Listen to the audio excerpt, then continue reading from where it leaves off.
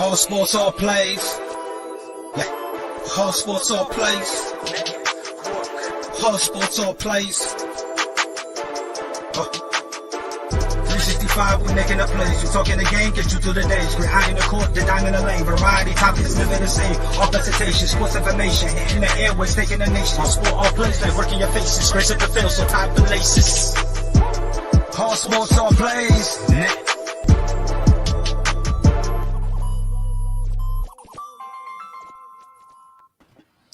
Ladies and gentlemen, welcome to ASAP in the morning. It is March 9th. I am joined by Jay, Dustin, Robin, Chris. Jay, how you feeling today, bro? I'm good, man. It's another good day of sports. Lots and lots of stuff going on. Of course, nothing with the Cowboys. Everything else is happening with other people. Other than that, great day for sports, brother. Yeah. Dustin, how you feeling this morning? Feeling good. The NFL has proven once again that it will never disappoint us, so we have that. Mm-hmm. Rob, I know outside of living the disappointment that is Chicago, you know what I mean, and being a fan of that disappointment of a franchise, how are you feeling outside of that, my brother? I just want the fans to know we have so much fun backstage. And I had just popped up and Pride chose violence this morning.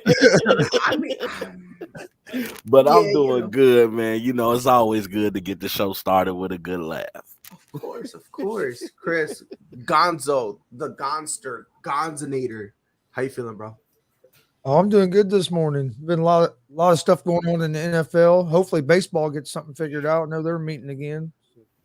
They're not going to get Hopefully we get some baseball coming soon.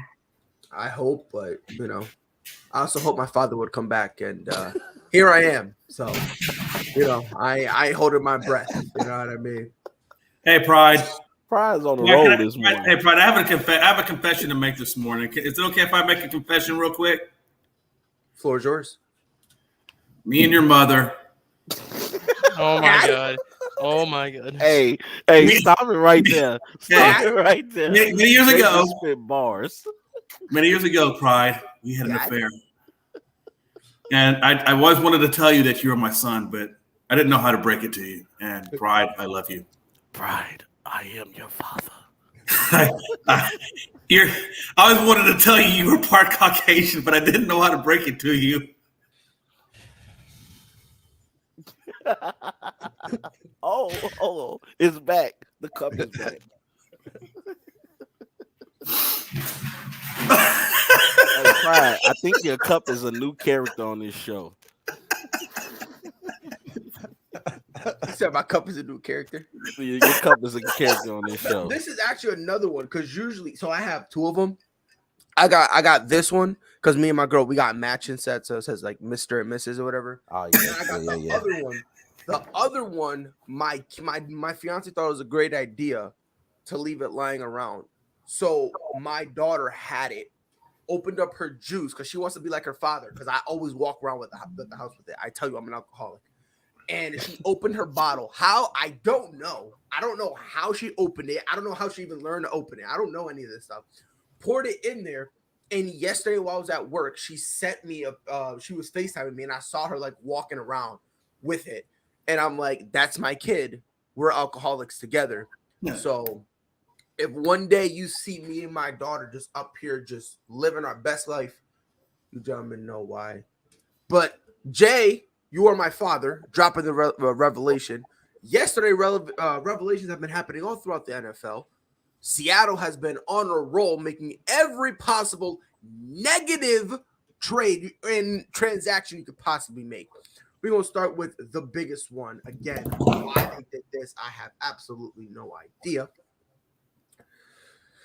After 10 seasons, 4 division titles, 2 trips to the Super Bowl, and 1 Super Bowl victory, the Seattle Seahawks traded Russ and a 4th-round pick to the Denver Broncos for future Hall of Famer Drew Lock, for the best tight end in the NFL, Noah Fant, Shelby Harris, 2 first-round picks who are pretty much going to amount to nothing, 2 second-round picks, and a 5th-round pick. Now, people are saying that this is a steal. I don't know who's a steal for which team. I genuinely don't see the steal. But Jay, when you saw this entire bombshell of a trade happen, what was your reaction? Yeah, I was surprised that Seattle actually decided to move on from Russ. That obviously, we kind of thought it was out there. We knew it was, possibilities that he'd be traded, things of that nature. I kind of thought maybe Pittsburgh might be more the destination, but yeah, man, it blew me out the water. But I will say this, man. Look, they made out okay. Drew Lock's not he's an okay quarterback. Noah Fant he's not a bad tight end. Shirley, what's the defensive lineman they got? Shelby Harris. Yeah, I mean, it make that with the people. I think the output was on the pitch. They got 2 first rounders out of a couple second round fits. I mean, I think they made out for what they got for Russell. I think they did okay. They didn't lose. They didn't win. I think it was just kind of a lateral move, honestly. You really think it was a lateral move? Wow. I think so. I think so. I'm not gonna go as far as say lateral. I just don't. I don't know. I just don't think Russell's going to command 3 first rounders. I think 2 first rounders to me is equal value. And obviously the second round pick, the 5th round pick, and the players. I mean, that's a lot. That's a lot for one guy. I mean, he could essentially be 3 first round picks because what if Seattle trades those 2 second rounders for another first? To be honest, that's true. That's true. That's a good point. That's a good point. And, I mean, I get why they included Drew Lock, because Seattle's gonna need a quarterback, and I mean, I guess Drew Lock is better than Geno Smith. I mean, I guess, but again, you're asking. Oh yeah, Geno Smith is horrible. Yeah, I mean, it's kind of like who's the best of the worst. That's kind of really. That's exactly I get that. Noah Fant, I do like Noah Fant. I think his future is great. I don't like the fact that Denver gave him up. I don't like that, but it is what it is. Shelby Harris, I guess. Shelby and the Broncos kind of have been on different pages of the book. I don't want to say tension, but they haven't been in agreement and basically with how he's been played, and it's been like a whole bunch of stuff. So I get that one, but but 2 first, 2 second, and then a 5th rounder. We had this conversation earlier, Chris. I can't remember if you were here for that conversation. But we were talking about if we're gonna trade, if you would trade Russ, what would you trade for him?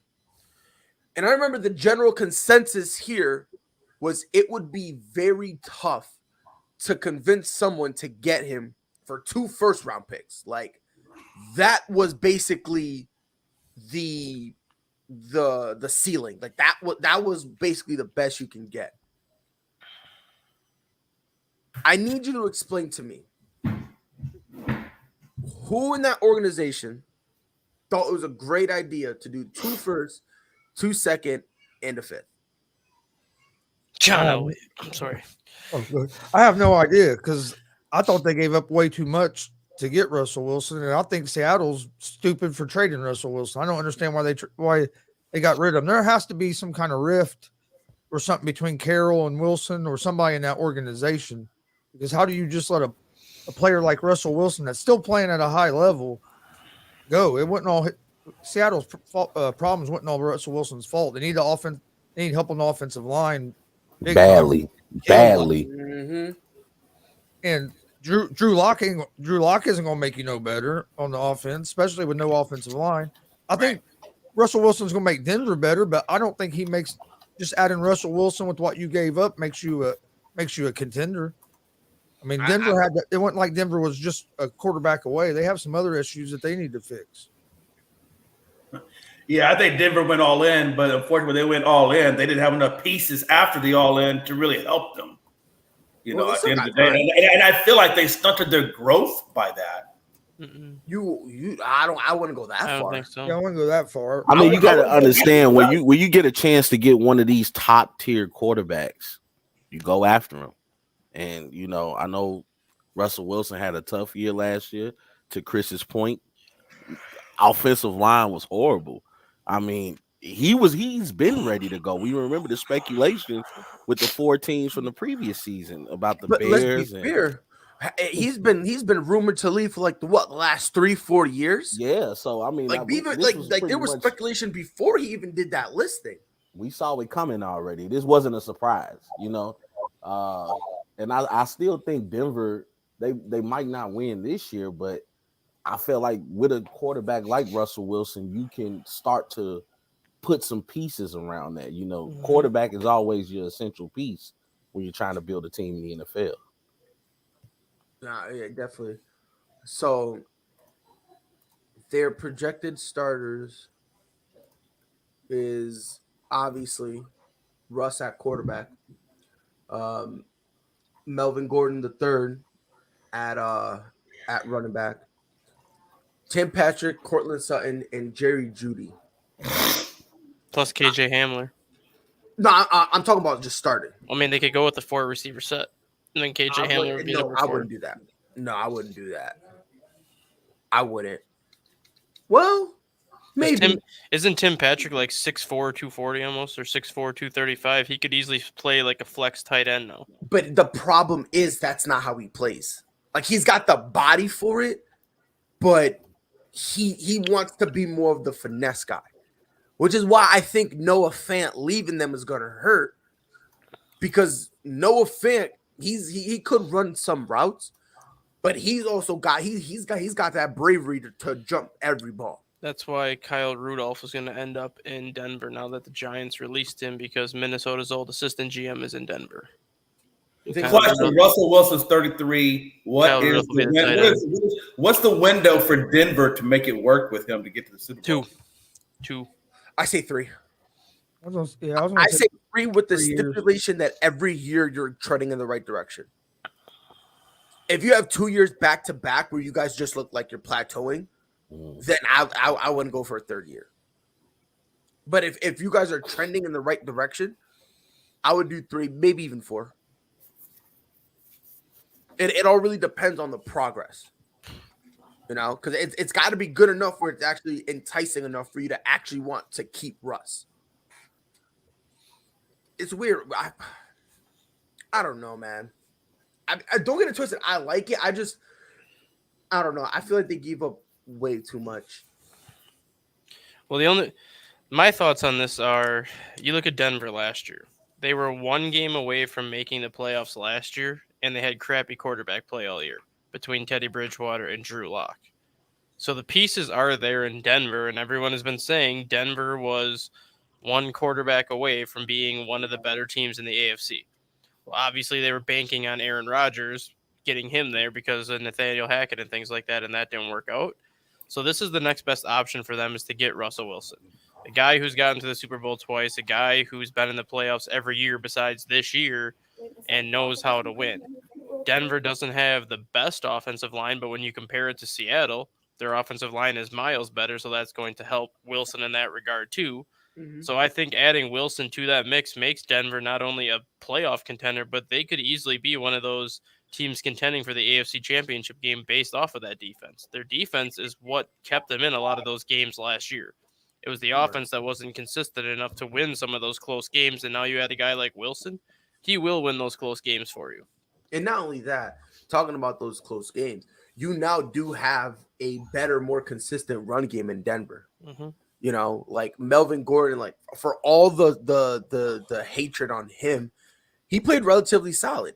You know, he had I think he had a little over 900 yards. And that was when he missed 4 games too with injuries. Right. So it's like you consider that with the fact that I think in terms of attempts, he was about 15th. And I think he was 11th with that actual yardage. So you have a respectable run game. Now, obviously, it's not the best, but it's respectable. And it's way better than what you had in Seattle. Yeah, especially after Chris Carson kind of messed his neck up, and then, you know, that whole thing. Rob, let me ask you a question. Because I believe with Russ gone, Pete Carroll is out the door too. I don't think they're going to want Pete Carroll because at this point, it almost seems like they're rebuilding. They just traded Russ. They're considering trading Tyler Lockett. They released Bobby Wagner, who we'll get into. All these signs is kind of pointing to we're rebuilding. And I don't think that they'll want to keep Pete Carroll. Am I out of pocket for feeling like that? I mean, I can understand the speculation, but you can rebuild without getting rid of the coach. I think Pete Carroll is one of those tenured guys. I don't think I think we gotta wait a little bit to see if Seattle doesn't pick back up in the future. But I think as of right now, his job is safe. I think right now, Pete Carroll. Well, I'm not even talking about him getting fired. You talking about him leaving? I think he retires. An amicable parting of ways. Yeah, I think he retires before he gets fired. I don't even think retire. I just think I think he'll pull a Sean Payton, leave for a year, and then see how the scene develops after that. Because if you watched him this year on the sideline, he's the oldest coach in the NFL. He doesn't act like it. No, he looked 70 this year. No, he didn't. No. The dude was still running around, and he was out here like high. Yeah, no, from his face though. If you ever look at his face, no, his I'm face. not talking about his face. No, No, like his face. Well, you can't stop Father Time, Duster, just like we can't stop your hairline. It's gonna happen. Hey, so mean. Bill Belichick has looked the same. Wow, for Jay. 27 years. See, no, but that's different. That's different because Bill Belichick. I'm convinced with this. When Bill, But he's still out Belichick there was with practice. He's out there 30, running around. So. like I'm convinced Bill Belichick came out the womb 30 years old. I'm convinced. Well, you can kind of compare it to former President Obama. I mean, look how old he looked in office, and as soon as he got out of office, the man got rejuvenated. He was like, "Hey, yo, running this country is stressful." He's I mean, bro, you know what? You got to imagine there's got to be a lot of stress in that job. I mean, I couldn't do that job. 100%. Well, you got to think about last season from Pete Carroll's standpoint. That was a very frustrating season. Yeah. Very frustrating. 110. And the thing with Pete Carroll too, Pride, I actually give him 2 years as opposed to 1 year. And the only reason why I'm going to say that, I think it all hinders on what he does with the number 1 picks that Denver gave him. Mm-hmm. So with the pick they got this year, they get back into the first round because they did not have a first round pick this year. And now they pick number 9. So you know they're going to get an impact player at number 9. I don't see them picking that high next year because if Denver improves, Seattle's going to have a pick in the 20s next year, plus wherever they end up during the regular season, probably a top 10 pick, maybe even a top 5 pick. But then you have to keep an eye on those 2 second-round picks. Pete Carroll realistically could package those 2 second-round picks up this year to gain another first-round pick this year, giving him 2 firsts this year and 2 firsts next year. If you can add 4 cornerstone pieces to a rebuild, that speeds up your rebuild pretty quick, and that's why I think they wait. I think Carroll gets 2 more years for sure because I think they want to see what he can do with these first-round picks. Where I'm coming from is there's nothing you can possibly do that will make the Seattle Seahawks be good. I mean, if Matthew Stafford, Kyler Murray get hurt, the NFC West is wide open. So I don't care how wide open it is, Seattle will still not be good. I see Carroll there for at least 2 or 3 more years because I feel like they chose Carroll over Russell Wilson. But I think something was going on there, and they decided to stay with the coach. I don't know, man. I don't know. I just think it's too weird to have a 98-year-old head coach rebuild a team that seemingly has no plan. Well, I mean, like Freddie brought up, they saying like Deshaun Watson is possibly interested in going to Seattle. And you get Deshaun Watson, and you still have no line. Yeah, you have no line, and now no receivers. Exactly. Like, I mean, now it's just DK. It's just Metcalf. If they get Watson, Lockett, and Metcalf are staying. If they don't get a quarterback, then Lockett's I don't think so. I don't know because that defense is horrible. They'll go defense. They'll go defense at 9. And listen, I love Deshaun Watson. I was one of the only there was a lot of people out there who was saying that he was guilty. I was the only dude screaming free Deshaun. I had the balls to write on a piece of paper and hold it up on a live show I did. I was the only one defending this man. I was screaming free Deshaun. That's how much I love him. I took that flack. Your boy almost got canceled. That's how much I love him. I'll tell you what, if they don't get Deshaun Watson or a good quarterback, Locker and Metcalf's fantasy value just went straight to the trash can. But here's my thing. Russ, DK, and Tyler Lockett does not scare me. I'm sorry, Deshaun. Deshaun, Tyler Lockett, and Deshaun that's coming off a full year not playing. Yeah. Yeah. Like we need to take that into consideration too. And we're He's starting to coming see that across You the know what- you see board, what I'm even in saying? Like- other sports. Like when you take that time off, you got to You warm come up. back Unless your and name you is look Kevin iffy. Durant. Yeah, and the only reason it's Kevin Durant is because Kevin Durant is just a freak. Yeah. He's the aberration. Yeah. KD's the aberration. Usually, when you get injured and you come back after a long layoff, you look like Clay. Look at Clay, right? Clay is the reality. Yeah. KD's the aberration. Yeah. You know what Yeah, I I'll mean? give you that. Yeah. So And it's especially like- to play a position like quarterback. Like Right, you, so you, it's you're like- telling the guy to come back in and so to speak, be the pilot Freddie of the McCoy, team. he said that Westbrook take a year off. He's playing like it. But here's the thing, like that's really my only concern with Deshaun Watson kind of going, because now if you get Deshaun, you put Deshaun in there. I don't know. But I think don't- Deshaun is it kind of doesn't scare anxious me. to get back in there to get attention off what he's been accused of and things like that. He wants people to just associate his name with football right now. So I think the quicker he can get on the field, the better for his story. Yeah, but is the NFL going to let him get on the field, or are they going to put him on the exempt list soon? Somebody activates him. Yeah, And that's a again- good point. Watson's in a lose-lose situation right now. He either gets accused and is found guilty of what he's being accused of and doesn't play, or like Chris said, they put him on the exempt list and he doesn't play. Well, they have until April 1st. Yeah, I They think. have until April 1st to actually determine whether or not they're Yeah. actually gonna press charges. Yeah, but at this point though, he's still in a lose-lose situation at this point, just because No. he's No, I don't think so. Listen, I'm gonna tell you this right now. He wins a Super Bowl. Everyone's gonna forget about it. Yeah. But how likely is that to happen? Oh, it'll be easy. Yeah, it'll be easy. It'll be easy, baby. I think even if he just goes out and plays well and does a Listen, good job, I listen. think that also cures it too, though. Listen, Mac Jones, he misses his family. He wants to take a year off. I'll take Deshaun. We'll take Deshaun and we'll cheat again. We'll cheat to get this man a ring. Stop playing with your boy. But I mean, look, if he comes back and lights it up, yeah, sure. Like his first 2 years, the people who don't like Deshaun are gonna constantly bring it up. You know what I mean? But again, he's kind of a likable dude. Like a lot of people comparing it to Kobe, and a lot of people are comparing it to what's it called, to Ben Roethlisberger. Like, I don't know, man. Like their fan base loved them. You see what I'm saying? So it's like for every hater they had at least two defenders. I think what kind of hurts with Watson is just the fact that like the true fan base he had, he kind of alienated himself because he was like, oh yeah, by the way, this franchise is dog doo-doo.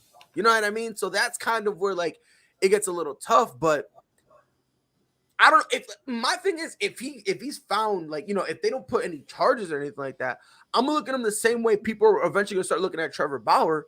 It's like I can't say you did it because the evidence and the fact that there's, you know, they couldn't press charges, they couldn't do anything. So how can I keep looking at you and saying you did it when the case couldn't even go to a proper trial?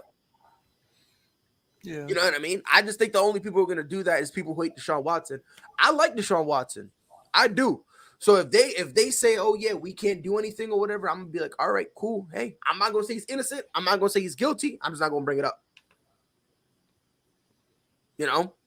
So, but Rob, you said how much of a chance does he have of winning the Super Bowl? I mean, I think he has a solid chance. I don't know, man. Not with Seattle. Oh, no, not. We're talking about specifically with Seattle? Yeah. He might as well retire. He might as well retire. I mean, with the publicity he's received, he's not gonna have that many teams lining up to get him. No, I disagree. I don't think I so. disagree. I don't think so. He was good. He was great because I think, you know, at that time when he was playing, they were saying at least top 5 quarterback in the league today. But And I at the understand- same time, we know how the NFL is. Right. And I understand what you're saying, how like where we live, and I get that. But here's the thing with that. When you have a guy who in the midst of all of this controversy still has 5+ teams willing to trade for him in the midst of all the controversy. But I'm That glad kinda, you brought up that point though, winning, because remember when Kobe was going through the situation, Kobe came out and played some of the best basketball we've ever seen. I mean, he had to do something to get all the attention off Right. of possible rape charge. right. Same thing with Ray Lewis. Yeah. You Yeah. feel me? So I mean, Watson's gonna have to come out and have a Blazing. Brady-esque type year. But the thing is, he has that potential. He's Mhm. capable. He does. But He's also, capable to your of it. point, he's been gone for a year. And it don't look like he's Gonna play anytime 110% soon. invested in working out, because the few times that people have seen him, he's in public just chopping it up and just chilling, and you know what I mean. So it's like, now granted, we haven't really seen much of him. So for all we know, he could be clanking and banging in the gym, and all of a sudden he can come back and look great. I don't I'm know. pretty sure his lawyer came out and said, hey, Watson, man, just go work out the gym, stay out of the massage parlors, and we're good. I don't know, man. It's just, for me, I think once they find out if he's going on the exempt list or not, if he's not going on there, I think there'll be quite a few teams that are interested in him. 100%. I'm sure there's still quite a few teams interested in him. I mean, because look at what's available anyway. So he's still better than what's available, even with the year off. Right. So, so in the AFC West, Chiefs, Raiders, Chargers, Broncos. Real quick. Matter of fact, take your time. Jay, where do you have the Broncos next year in the division? Man, I tell you what. Come back to me, man. I got to think about that one. Chris. Oh, I'd say either second or third. I think, of course, Kansas City is going to be the top team. I think the Chargers have a chance to be right up there as well with Herbert. So I'd say second or third. I think the Broncos are going to be better than the Raiders. I think it's going to be between them and the Chargers at second there. I don't think either team's going to be able to jump Kansas City. Dustin? I'm gonna actually say Denver's gonna take first. Oh, Dustin. The only reason why is they have the best defense in that AFC West. I was about to say And that. honestly, defense, offensively, they have the pieces that can put. They have the pieces that can put up similar numbers to Kansas City. They have the pieces that can put up similar numbers to the Chargers. The only thing that was missing was a quarterback. Now they have that quarterback. If they can score even 20, I'm not even saying score 31 points a game, but if they can score 24, 25 points a game consistently, that defense is not going to give up more than 21 points that often. And they can win 11, 12 games by scoring 24 points. I got him coming in at number 2. I just don't see them taking out Kansas City. Kansas City is still a beast. They still got all the offensive weapons, and they do have a decent defense, not as good as Denver. Denver's strength is their defense, no doubt about it. And Russell Wilson does shore up the Phil General spot on the offense. So I definitely put them at number 2, and I think they do give Kansas City a run for their money. And I think they make it into the wild card spot. Yeah, I agree with Jay. I'm going 2.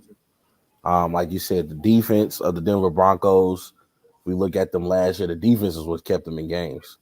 So I'm thinking right now, Kansas City is going to come back a little motivated this year. Mahomes is starting to hear the rumblings of, is he not as good as we think he is? And I think Kansas City as a whole, they're gonna bring the pain next year. So I still think that's Mahomes' division. Yeah, and Robin, let's not look past the fact that, bro, their head coach is Hackett. Yeah. You really got to believe in Hackett, his ability to coach that team best, Andy Reid and the Kansas. Come on, man. I mean, I'm not a firm believer in Hackett whatsoever. I'm just well, like you guys been saying, Hackett was kind of bought in to bring in Aaron Rodgers. He was bringing in Aaron Rodgers. That really was his job. So I don't think he lasts the year. In all honesty, I think by week 7 he's on the hot seat. To Dustin's point, last year the defense only gave up more than 21 points 5 times. Yeah.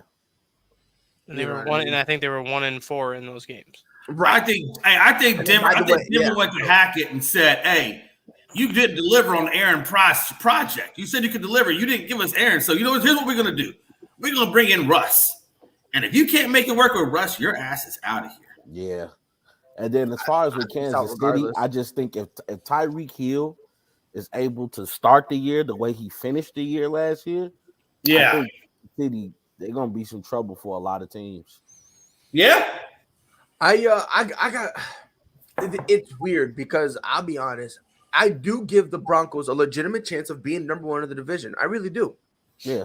I also give them a can't knock you legitimate for chance that. to be fourth in the division. Yeah, I could 'cause you honestly- still got to remember they got a strong division. I could I mean, honestly, you look at the I could Chargers, honestly you look see. at Herbert. I mean, Like, because the thing is, not only do they have to ball out, but you also need to hope and pray that the Raiders can't get Yeah. another thing of momentum, like Oh, another yeah, The wave. Raiders aren't. They're Get not better. terrible. Right, they're not terrible. So you need to hope that the Raiders don't get another wave of momentum, another emotional thing. or where, get you a know, nice Darren receiver Waller- to go over there.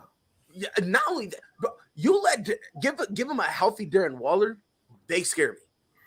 That really was like their main problem was the fact that obviously Henry Ruggs, that situation, and, Yeah. and Gruden, all that stuff. But one of their main pieces in Darren Waller was just not consistently available. Then you look at the Chargers. They're 9-8, but let's be honest, they should not be that. No, they Like should be a 12-win team. easily. And the reason that they're not a 12-win team is because Brandon Staley, for some unknown reason, did not want to utilize his kicker. I don't know why. I've never in my life seen a dude on the 1 yard line refuse to. Kick a field. He might as well not even put a kicker on the roster and use that roster spot for another player that he can play since he's not going to use the kicker. Right. So then there's that. So it's like, and then again with all that stuff going on, I still think the Chiefs are obviously the best team in this division. But listen to this hater. The AFC West has all top 10 QBs except for Carr. Derek Carr is top 10. I don't care what no one says. I Can mean, we stop- Derek Carr had a hell of a run last year because if you put into perspective what the Raiders as a team had to go through, again, you mentioned the Henry Ruggs situation, Mhm. the John Gruden situation, and the fact that they ended the season on a 4-game winning streak and snuck in there. You know what I mean? Hey, you can't overlook the Raiders, you know, and Derek Carr made some great plays down the stretch. I really compare the AFC West for this upcoming season to what the NFC West was last year. Where, I mean, I thought Seattle would be better than what they were, but obviously no one thought Russell Wilson was going to get hurt and miss the amount of games that he did. But I could realistically see all 4 teams in the AFC West winning 10-plus games. Yep. And, I mean, I don't see the winner of the AFC West next year winning more than 11 games. And that's not because they're on a decline, and it's not because they're bad. It's because everybody in that division can win 10 games, and they'll probably knock each other off. Yeah. Like Kansas City could go 11-6, and everyone's like, "Oh, Kansas City had a down year." No, it's just that the division is so much better that the separation between Kansas City and the last place team isn't what it used to be. So let me ask this question: who do you guys think is going to have the best division in football? AFC West. God, it's Yeah. AFC West. Yeah. With Russell Wilson out of Seattle, Seattle's gonna be terrible. AFC I wouldn't call them terrible now. AFC South is a joke outside of Tennessee, really. I mean, AFC, and then I don't think the AFC South is. Well, you don't think the Colts can go on another run? I was about to say now with I Carson like Wentz. Now with Carson Wentz. I like the Colts. Yeah, I definitely think the West is a tougher division. I Y'all definitely get think fried so the badly. West. And I would say after the West, the East is probably the second closest. Well, you got the NFC South you have to consider now, too, without Tom Brady and without Drew Brees in that division. Who's the best team in the AFC South right now? Tampa Bay Tampa Bay from a roster side of things has the best roster in the NFC South. Oh, the South is soft. But without like the NFC South with like Tampa Bay, New Orleans, Carolina, and Atlanta. Tampa Bay still has the best roster, but without Tom Brady. NFC East. But without Tom Brady, who's the best team in that division? That's Atlanta NFC now, South is I would have soft said as well. Atlanta had a chance to go on the run, but without Calvin Ridley, it's not happening. I mean, they went on a run without Calvin Ridley last year. Yeah. Yeah, and it If got the them Colts get a 7-10. receiver, they're going to Yeah. be. If they I- get I- better at receiver, they're going to be good this year. Hey, somebody need to call Calvin Ridley, man. I don't get it with these players, man. I don't get it. Why I don't do get it either. stupid? A Why do stupid things like $1,500 that? bet cost them I what? don't know, man. $10 million? I don't I know. tell you right now, if I had the talent of a Calvin Ridley, if I had his talent, and I could do what he does and get the money he gets, bro, my life. Why would you bet? Why are you gambling? You're rich. Why not? Exactly. Hold And that's my on. point. Are you gambling with But your here's the thing: for some people, that's just an extra. That's just something to make the game a more. But entertaining. go gamble in poker, blackjack. If the rules state Yeah, due to our partnership, yeah. you cannot bet on games. I get where people are coming from. I'm for the players. They should be able to do what Yeah. they want to do. But the rules if people are going to question the integrity of betting in sports, and the NFL, who's making a lot of money to pay you more, look at these players making more money because the salary cap has went up because of these partnerships with the DraftKings, with the FanDuels, with the season. And let's not take. Look, a lot of this is working it from a personal standpoint. What Calvin really should be allowed to do, this, that, and the other. You got to understand, this is also a business. Yes, it's And a business.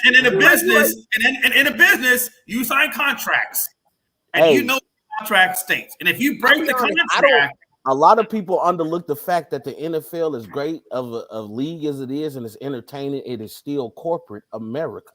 Yeah. And I'll be honest, I do not like the rule at all. I don't like it. I think, and I think a year is excessive. I But- don't, because You don't you're think so? stupid. It's stupid. I It think Like is. it's- Shannon It's Sharp ridiculous. said, I didn't understand this until I was watching Undisputed last night when I got home. And if there is a big poster on the wall in the locker room that says no gambling, you know what the contracts you sign that says no gambling, you blatantly told the NFL, okay, I'm gonna Fuck do off. it anyway. Thank you. Like, bro, you're gonna get a year and you're gonna lose this money. I don't know, man. $1,500 cost you $11 million, man. And again, right, you don't like that. You don't like that say- accountability factor, but at the same time, when you break the rules, you break the rules, brother. Right, You and- gotta and pay I- the Yeah, but price. I You had this think conversation- you think he still would have got a year suspension if he'd have been betting on other teams and not on his own team? He's getting a year suspension of gambling. Period. Regardless, yeah. I regardless. Period. I think If your to name be pops honest, up in Chris, that Nah, it's algorithm, Yeah, I period. think it would've been You regardless. get a year. Period. The I NFL think he levied would've that suspended him fine. regardless. I think regardless he would have gotten suspended just because of the fact that it was betting. Yeah, but do Yeah. you think it'd been a year? Because Yeah. I think a year's too much. Me too. I think that's. I said it think should it's be. I said excessive. it should be a game for one game suspension for every game he bet. That's what I said. If you bet Which I 8 don't- games, which I if don't you mind bet 8 that. games, you should get an 8-game suspension. That's what I said. Right, and I don't mind. You know what I mean? Like, I like my thing is, yeah, he broke the rule, so I get the suspension. Again, I'm not a fan of the rule because I'm not my a thing fan is, of if it you're either, not because if I'm not compromising- betting you're on not my team, compromising the integrity of yeah. it, then I don't care. right. But again, it's the rule. That's like one of the first things they tell you when you come into the league. Don't gamble. That's literally like the first thing. Like when they go on their entire spiel, one of the first things they tell you is, by the way, you cannot gamble. No on sports football. betting. If you want to do it on basketball, do your thing. on basketball, they were like, do whatever you want. When it comes to the NFL, you cannot bet. So again, I understand this is the idea of suspending him a year. I don't know. I feel like Dustin's idea is better because now you're actually giving a correlation. Yeah. Now it's like, oh yeah, we found out you bet 17 games. Yeah. Buy for 17 weeks. Yeah. Now, you know what I mean? That kind of makes more sense. But I also think the NFL levied out the year, and it seems excessive, but they levied out a year because they wanted to set the tone for other players thinking about doing what they're doing. But let's And they be had to go honest. with the penalty. Calvin that really ain't the penalty only that made people gambler. think.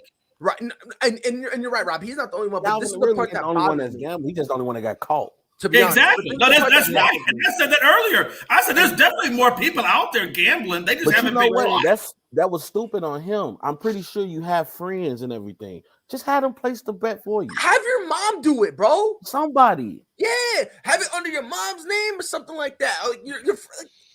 That's what I would have done because then you would have been clean. Greg says Calvin Ridley gets a year suspension for gambling on games, but the Dolphins owner can pay his coach to take games and no punishment. Not only that, the same thing with Cleveland. So it's like the integrity matters until it doesn't. I said this No, yesterday. the integrity matters, but you got to So it doesn't. understand there's proof that Calvin really did this. Brian proof Flores that said Cleveland- that he can Hold on. produce. There's proof that the Cleveland Browns owner told Hugh Jackson to throw games. There's proof. There's emails and text messages. But there's by proof. all means, the NFL should be swift. And that's I agree. I agree. And that's why when it comes to punishment from the NFL, I don't like it, because the main problem that they have, and I said this yesterday, Jay, and I think you agreed with me. When they're supposed to be strict, they're extremely lenient, and when they have the choice to be lenient, they're extremely strict. Greg I Hardy agree with beat that. up his wife. I agree with that. It's all about consistency, Pride. It's about consistency. That's all I want. I just agree want with that, consistency. Because quite honestly, Ray Rice here's the deal, Pride. situation, This is what I believe. like, Pride, this is what I there's believe. video proof. I believe the Calvin Ridley punishment was justified because they had to come out and make a proportionate response. But I also think they screwed up with the whole coaching situation with what's his name and the fact he said he could produce proof, and they weren't necessarily holding them accountable either. So I think the NFL got it right in one spot and then completely screwed it up in the other. Like it's just weird to me, because it's like Zeke can beat the bricks off of Broad, and they go, oh, it's just Zeke being Zeke. Like, think about it. Like let's think about this. Like Ray Lewis damn near clapped somebody. They welcomed him back with open arms. Ben Roethlisberger, not once, not twice, but on 3 separate occasions to 3 different women, did what he did. No suspension, and the league tried to brush it under the rug. But Michael Vick almost loses his career for fighting some dog. And it's crazy because he wasn't even fighting the dogs. It just happened at his house. I'm just saying. So- I agree so with that's- you on that one. It is so that's why, to lopsided. me, that's just weird. Like, the consistency is the only thing I have a massive problem with. If you want to suspend them, that's fine. I don't, you know what I mean? Because again, you broke the rule. Regardless if you like the rule or not, the rule is there. So it doesn't matter whether or not you rock with it, if you think it's the best rule in the world or whatever, it's there. Now, did you think about this point that maybe the punishment was so hard because of the Brian Flores situation? No. Because now that you're saying that owners are asking coaches to throw games, now the fact that the NFL integrity is already being questioned, they're trying to, so to speak, what Jay said, send a message to say that this won't be tolerated. No. And by the way, having your siblings place bet for you can be traced back through your bank documents. So don't think just because you do this that the NFL may not have a prying eye into those bank records. They subpoena that thing to find out if you were actually giving your mother money or not. So all you gotta do is go to the bank and pull cash, brother. That's that is all you have to do. Either that or you can cash app it. I wouldn't even cash app because you can trace a cash app. You know what you can actually do? You want to know what's even smarter? You really want to know what's even smarter? Pay someone not using cash. And what I mean by that, this is honestly the easiest thing in the world. I know some people who weren't allowed to bet. I said I don't know names, but they weren't allowed to bet. This is what they did. They would have somebody place a bet for them. And then the next day they would repay them by getting what they needed from like the store or something like that. So they would catch them right before they would go to do groceries. And then they would, however much it was, they would spend that money. So that way, if they look on your records, it just looks like you went to the store and you was buying some stuff.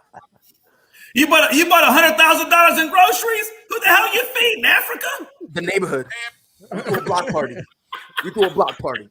We closed the street off and everything. But like, man. Or you could do a corporation. You could make a dummy corporation and you could tie money into the corporation and funnel it that way. I mean, there's ways you can probably get Hey, he only bet $1,500, so to speak. So how hard is it to go to the ATM to pull out $1,500? Most ATMs have like a $200 max or a $400 max. No, that's why you go to your bank. You go to your bank's ATMs. ATM and then you ask them if you can temporarily raise my limits. ATMs won't do that anymore because of the stinking fraud that you can get in ATMs now. Yeah, I don't know about y'all ATMs, but he said I went to 10 different ATMs. Or just go to the bank, do a simple cash transaction. Hey, now you're talking. Now that's more sensible. Just go to the bank and just take out a cash advance. Give me $2,000. Hey, honestly, bro, here you go. Put this on your card and make this bet for me. Whatever I win, I'll cut you half. if like I said, if you want to suspend him, I have no problem with that. My thing is a year. I just need some consistency. That's all I need. I just want some consistency because I can break the law and beat the bricks off my wife, and I get a softer punishment than an inactive player gambling. Mm-hmm. Pride, we've seen the bruises. You mean your wife beats the bricks off you? I'm Hey, not talking about. you know I'm what? talking Hey, about- can we start getting some hashtags when we post these shows that says how to gamble and how not to get caught being violent? Can we get some hashtags out there for that? We might increase our audience. Or hashtag I'm rich, I don't need to gamble.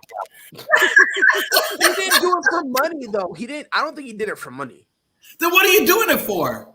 For the excitement factor of betting. Have you ever bet before? Yeah. Yes, pride. So makes you you watch the there's game like in a an totally excitement to different way. betting. Hey, There's betting like- makes you watch the game in a whole different Oh, way. a 'Cause whole when I was different- doing my whole fantasy different lineup, way. I felt like a GM. I said, "You got to be kidding Yeah, me!" 100%, 100%, 110%. I'm out here, yo. I don't know what it was. I made a bet a few weeks ago. I was bored, so I was like, I bet on one of the Celtics games. When I can't remember which game I bet, but I'm out here drawing plays. I actually drew a play, and I'm out here talking to my monitor, like calling plays for like 30 seconds, and I was like, where did I learn that from? What? Like, what am I doing? Like, when you bet on a game, you look at it completely different. And so that's what I think it was. Because if you did it for money, why? Okay, well, to take that in perspective, why not just make bets with other fellow players within the organization for $1,500? Because nobody's going to rat you out. He could have done that too. And you can still get the same damn excitement. He could have done that too. He could have. I don't know if he was there. I don't think he was actually. No, he was away from the team. Yeah, he was away from it. But I mean, again, you That could was have hit him another up. thing. He would. That's the thing that's weird about. I mean, not weird about it, but another thing, you get suspended for a whole season. He wasn't around the team and wasn't having no contact with the team, so it wasn't like he was getting any kind of inside information or anything. He was. I don't know. I think a whole season is just too long. And when I saw it said it was indefinitely. So, after this season, are they going to look at it again and suspend him for more? Well, I think what they're doing right now, they're trying to investigate how many times have he gambled. They're trying to investigate if there was anybody else involved with his gambling. I mean, and the punishment could change. Like they could say, okay, like Dustin said, okay, you only did it 3 times. It's an isolated incident. We won't be as harsh. But I think right now the NFL is honestly trying to send a message. That's just my personal opinion. I think the NFL is looking what happened with Hugh Jackson in Cleveland. They're looking at what's happened with Brian Flores. They know that people are already questioning the NFL's integrity. And I believe right now they're just trying to do whatever they can to save face for all the fiascos that's been going on. That's what I think. What's going on, Pride? What's going on, Pride? You just came out of nowhere with this Joker laugh, man. Hey, yo. Hey, yo. Yo, Freddie, I just realized what you said. I just realized what you meant by that, bro. Just letting you know. Oh, my days. Oh, my days. Are you going to let us in? That's why I'm an alcoholic, bro. You going to let us in on the joke? Oh, it's a joke, all right. Oh, it's a joke, all right. Oh, man. What a time to be alive, bro. No, it's not time to be like because you ain't told me crap and I'm over here in suspense. You better say something or I'll come to this damn screen and choke you out. How the turntables. Interesting. Come on, let us in, Pride. Don't do us like that, man.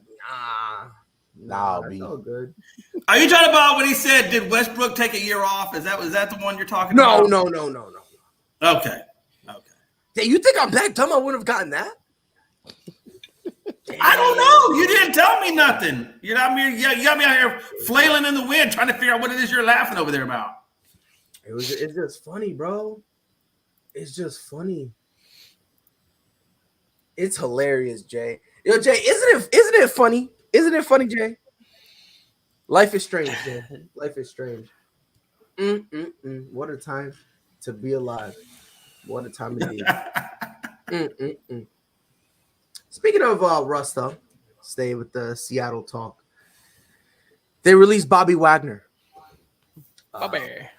which I kind of get to an extent because, you know, your defense is trash. So it's like, why keep him? You know? Jay, let me start with you. My old friend, my Judas Iscariot, my turncoat, my who's that dude who turned his back on America? Way Oh, back. you talking about Benedict Arnold? Benedict Arnold. Yes, my Benedict Arnold. Are you really calling me that? I will come. Okay, now you went too far. Here's the line. I just stepped over the line. And that's fine. That's fine. You, my traitor, my undercover agent. Where do you think Bobby Wagner goes? Oh man, yeah. Where does he go, man? There's some spots. There's some spots. Who needs defense? Kansas City needs defense. Who else needs defense? Definitely. Buffalo still needs a little defense. I mean, I think he definitely tries to latch on with a contender. I think he goes whoever needs defense that he feels like he can get a ring with. Like who? Me personally, I'm thinking Kansas City. Wagner was the captain. That's on my short list. With the Browns. I don't like the Browns. I don't know if he goes with the Browns. I don't think the Browns have a legitimate shot at getting into the playoffs. I think Bobby Wagner is going to want to choose a team that he thinks he can get to the playoffs with. Well, what about honestly, I'll be honest. I don't think it's playoffs for him. What about the Bengals? Yeah, I talked about the Bengals. That could be a good spot for him as well. Bengals almost got it last year. They could use some defense, a little bit more defensive help, and I think he'd be a good fit there because of his leadership too. Yeah. I wouldn't mind that. I'm trying to think who else? Green Bay. No. Green Bay plans to get rid of Zadarius Smith in his contract. They're going to need a linebacker. Yep. They need a veteran leadership linebacker on defense, one that actually knows how to stop the run, which Bobby Wagner can do. Packers almost got Bobby Wagner last year.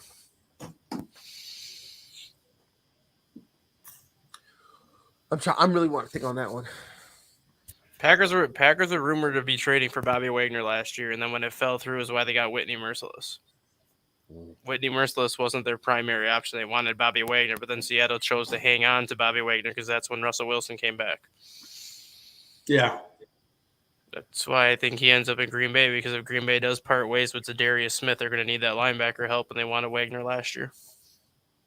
I mean, they have enough money on the salary cap to. No. They do now. After all the restructuring they did yesterday, and after signing Jair Alexander to an extension, they just put themselves $14 million under the cap. Don't ask me how the hell they did it, but they are $14 million under the cap right now. And Wagner's not going to cost $14 million. Well, Wagner has to find an opening, and all the contenders don't need it. I'll be honest. I'll be 110% honest. There is one contender that could desperately use someone like him. Like, desperately. And it's not even close. You got to say Arizona, maybe? Nah, Kansas City. Yeah, that's what I was saying. Kansas City. You know what I mean? Like, think about it. Kansas City is probably the only contender that has a horrible defense. Yep. I think they're the only true contenders that would be that you know, that's horrible on defense anyway. You know, they just let Tyrann Mathieu hit free agency too. Right. So it's like Honey Badger? You know, yeah. Well, that right there kind of, I don't know why. I'm assuming it's not legit. I'm just assuming it's because they franchise tagged Orlando Brown instead of franchising tag Matthews. Which I'm okay with that because I'm convinced that they're just gonna end up making a deal. No, I am too. You know what I mean? So that's why I'm not really concerned about that. Now, if we start getting to a week and a half, 2 weeks, and he's still not signed, I'm worried. I'm nervous, and I'm like, no. I doubt it. But in terms of like Bobby Wagner fitting in with Kansas City, I think it'll be perfect. Because not only do you have you have a guy who can actually play linebacker. You know, he's solid in pass coverage, and obviously, like Dustin already pointed out, he can stop the run. And then you still got that leadership that Tyron brought to you. So it's kind of like, and he got credentials because he got a ring. right. So it's like, if I'm him, I'm considering Kansas City because A, they're legit, and B, defensively, I'm still getting burnt. I don't gotta settle, and I don't have to go and say, "Oh yeah, let me get a couple," you know, a couple things. Like, nah. So And George said the Cowboys constructively. Nah, the Cowboys are so deep in yes the cap. and no. So as of they're right, kind of in like the Green Bay situation where they're restructuring, but they still need a few more key pieces to restructure. And even then, I don't even think they'll want Bobby Wagner. I don't even know if they even would want him. I agree. I think they're going to go about after the another Chargers. receiver. so as of right now, they've listed 5 potential destinations for Bobby Wagner. New England comes in at 5. Okay. I can see that. Yeah. Baltimore comes in at 4. I can Okay. definitely That's see a good that. place. Yeah, That's a that good place. is. Philadelphia comes in at 3. That's a real good one. Dallas comes in at 2. And Kansas City 1. Green Bay 1.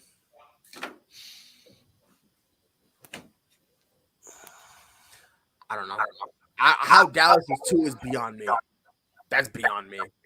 Well, 'Cause Dallas can use them, especially after they got rid of D-Law. They didn't get Remember, rid of D-Law. D-Law was the one that was stopping the run. So now, you kind of bring in a Bobby Wagner, who you might be able to negotiate with, because not D-Law really, was though. going to get paid. But why would you do that? Because you got Micah. Yeah. Unless you're gonna make Micah is your edge to get to the quarterback. Mm-hmm. Bobby Wagner will be your Bobby run Wagner stopper. just like, so he's just contained. Yeah. I can see that. I could. I mean, I don't like it. I don't, because Bobby Wagner is just so good everywhere. It would be a shame to just use him in one aspect. You know what I mean? Yeah. That's kind of where, you know, Dallas makes me go, and even a little bit the same thing with New England. But I get you saying that with Dallas, but also thinking about utilizing somebody's skill to the fullest potential. If you're good at stopping the run, that's what we need. Yeah, no, I'm not saying that. You know what I'm saying? I'm not saying that, but let's be honest. He's just as good when it comes to pass coverage. Oh, for sure. So so it's like, I understand what you're talking about that, but it's not like he's just a run specialist. You know what I mean? Like, he's great everywhere else. So it's like, Micah. I don't.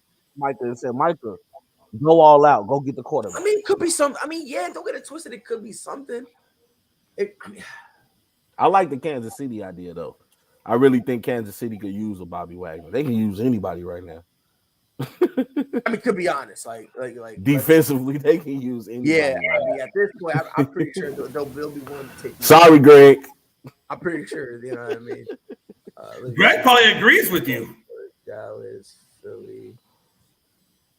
But I don't know, man. Jay, how would you feel if you can get a Bobby Wagner over there with the Cowboys? Bro, if I got Bobby Wagner right next door to Micah Parsons, that's a hell of a good linebacker, because I don't like Van Der Esch, and linebacker is a soft spot in the Cowboys defense, and it probably would help shore up our run D.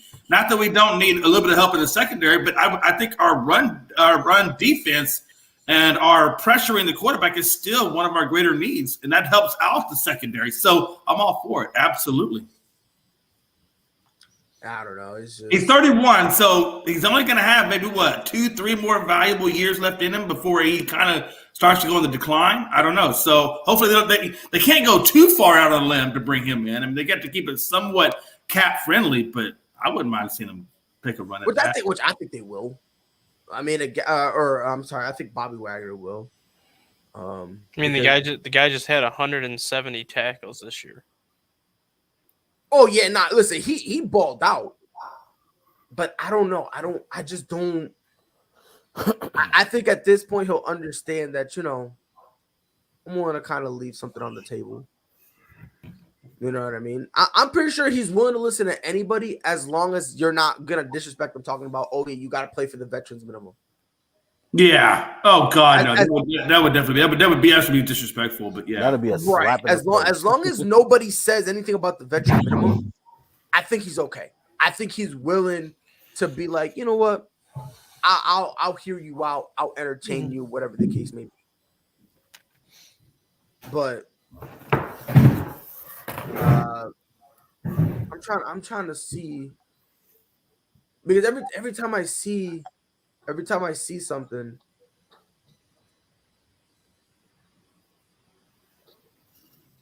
I don't know, because every time I'm looking at it, the excuse that they're using for Dallas is it would give Parsons more time to rush the quarterback. I mean, that's gonna be the consensus. But Because my Micah, problem with that is Bobby Wagner should not be used as a diversion. No. And Micah Parsons, yeah, sure, he could blitz a quarterback, but again, this is another kid who's pretty solid in coverage. So it's almost like you're trying to turn them into one-trick ponies. but I think Dallas' problem last year was the fact that they stopped putting Michael Parsons on the line to get to the quarterback and tried to use him more in coverage.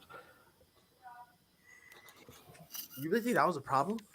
I was one of their problems, especially I just defensively. think the main problem is they weren't good.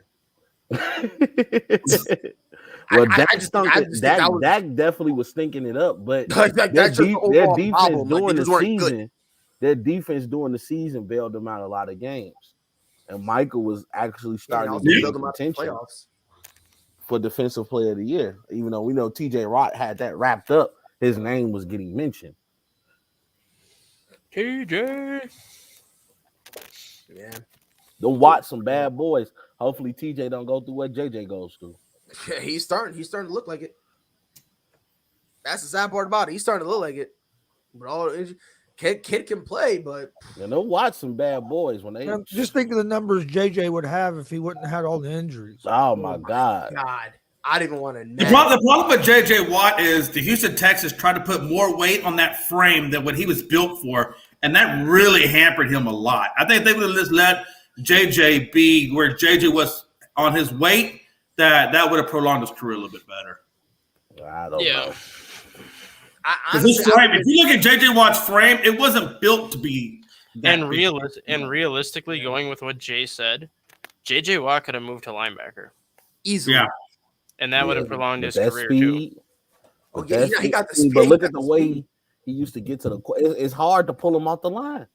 Like Yeah. as a defensive coordinator, And on top of that, why would I do that? right. And on top of that, if you remember in the beginning of his tenure with the Texans, they tried to put him at linebacker, and he was getting beat off the simplest moves. And not just getting sacks, man. He's one of the best ever at batting balls down. Right.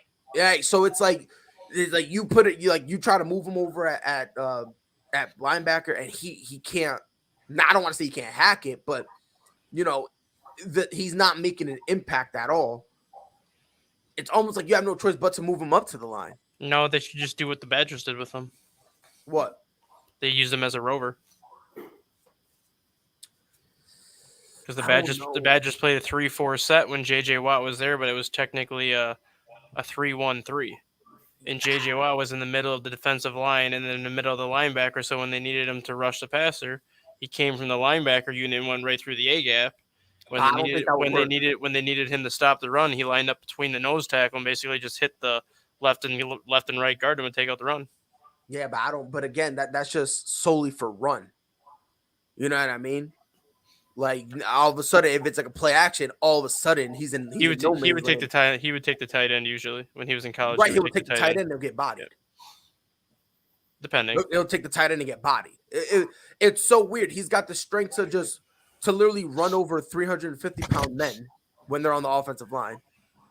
But then a tight end, like an undersized tight end that's about 150, he can't do anything with him. It's so weird. It is weird. You know what I mean? So it's like with him, I don't know, man. It's just weird.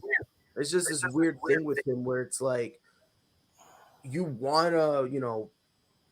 don't want to put him in that position to get hurt, but you almost don't have a choice. Mm-hmm. You almost don't have that's where he's most comfortable playing at. not only most comfortable, but that's where he's the most impactful, especially when you consider, where's he better on the line? Because this isn't a case like Bobby Wagner, who's great either way, wherever you put him. It was like there's a clear cut. We got to put JJ Watt on the line, and then I just think it was just bad luck. I just think a lot of injury, like, a lot of the early on injuries, especially his back. Like, I don't care what position you play. Once you're at your back, you're in essence, you're now on borrowed time. You're not playing. Of course you are. You know what I mean? Yeah, you're overcompensating You know what I mean? Like, everything else. Right. So, Bro, you need that back to pivot, to push, everything. You need your back to get out of bed. You can't even sit when you have a bad back. No.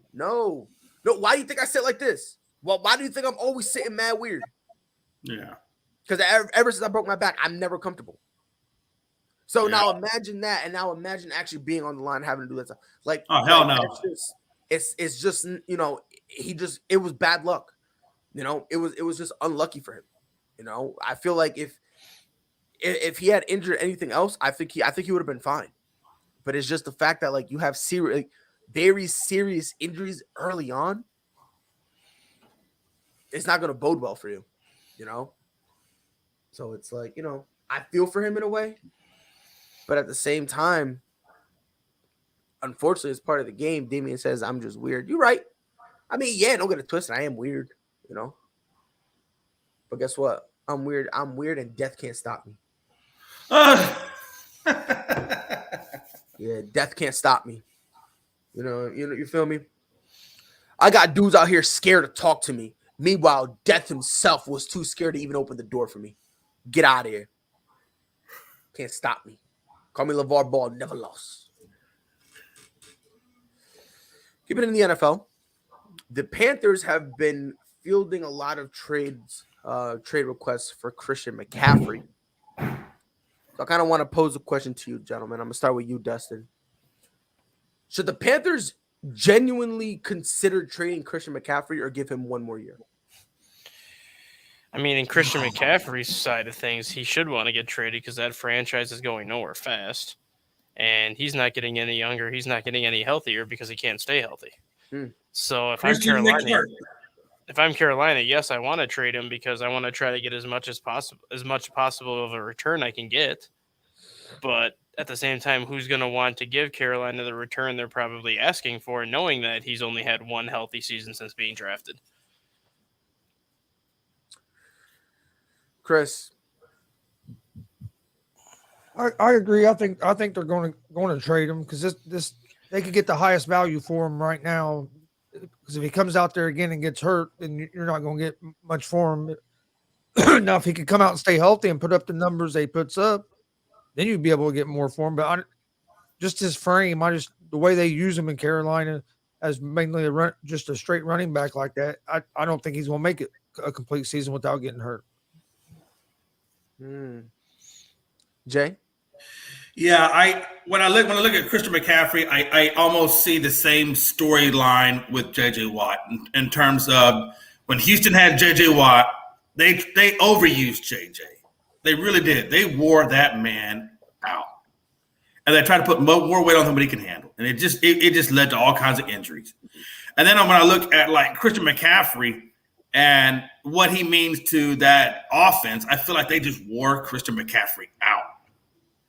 And I feel like at this point, like you said, Carolina is not really going anywhere. Christian's not getting any younger. And I think a change of scenery would be great for Christian because maybe he doesn't have to be the every down, all passing, everything encompassing one. He can take more of a relaxation pill, give his body time to rest, and prolong his career. So I think he definitely should look to go to a contender and somewhere where he doesn't have to necessarily be everything, but just be the piece that helps them. And I would think maybe something like Kansas. I don't know if Kansas City, because Kansas City has Edward Hilaire, so I don't know if they really need him. But possibly maybe even Buffalo would be a good spot because Buffalo doesn't really have a true running game. Yeah, that's crazy. As soon as you said that, Anthony Price said to the Bills. Let me just defend the Bills real quick. They have a running game. Josh Allen. They have a run. That's the problem. The problem is, unfortunately, they use Josh Allen on every play for no reason whatsoever. That's the problem. Like Zach, I like Zach Moss. I like Singletary. Devin Singletary. And then who am I forgetting? There's one more I'm forgetting.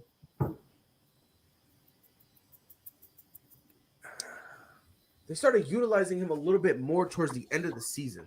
Wasn't Isaiah McKenzie, was it? Yes, McKenzie. Yes, there it is. Yeah, Isaiah McKenzie. Like, I like the three of them, and I've said this consistently. They don't need to all look like Adrian Peterson. They don't need to look like DeMarco Murray. You know, when he was with Dallas, you don't need to look anything like that. Just give them the ball. Each give you 60 yards, and you're fine. That's it. You don't need anything crazy. They don't want to utilize them. So if I'm Christian McCaffrey, I don't want to go to Buffalo. I want to go to a place where I'm either obviously I'm going to be utilized. But B, to Jay's point, I'm not going to be overworked to the point that I'm constantly put in position to get hurt. The only teams I can think of that do something like that are the Philadelphia Eagles of the world, the Baltimores of the world, the 49ers of the world, where they do running back by committee. Mm-hmm. And it's a shame, and I said this last year, that the Panthers need, if they want to keep Christian McCaffrey, they're going to have to consider doing a running back by committee style. Because, unfortunately, in terms of talent, he is on par with Derrick Henry. The problem is, if it don't matter how talented you are, He ain't built like that. if you're not on the field, it doesn't matter at all. Yeah. Availability is the best ability, and unfortunately, Christian McCaffrey is showing you that I'm not that, like, in terms of health, I'm not that guy. And the sad part about it is, putting him in a running back committee, you're kind of underutilizing him, but you don't have a choice. Right. It's either that or the way he did. He oh my Lord! And in college, he did half and half, where half the time he was in the backfield and the other half they lined him up. They lined him up as a receiver. Unless you want to do something like that. What about a place like Denver? They have a Melvin Gordon. But Denver's also got that good backup that filled in for Gordon. Javonte Williams, is that his name? Yeah, And that guy's going to be starting somewhere soon. Right. So I wouldn't do that. Somebody said some agree with the Chiefs because outside of Clyde Edwards-Helaire, McKinnon will be back in Kansas City. They're not going to let him go. probably After what he did in the playoffs, they're not going to let Jerick McKinnon go. right. Oh, and by the way, because someone said Melvin Gordon is an unrestricted free agent. He's gone. He wants to return to the Broncos. Like Especially now that they got Russell Wilson. Right, they didn't franchise tag him because they were working on a deal with him. I think they already franchise tagged somebody. You want to do a running back by committee? Send him to Arizona and pair him with James Conner. Forget that, because Chase Edmonds might be out.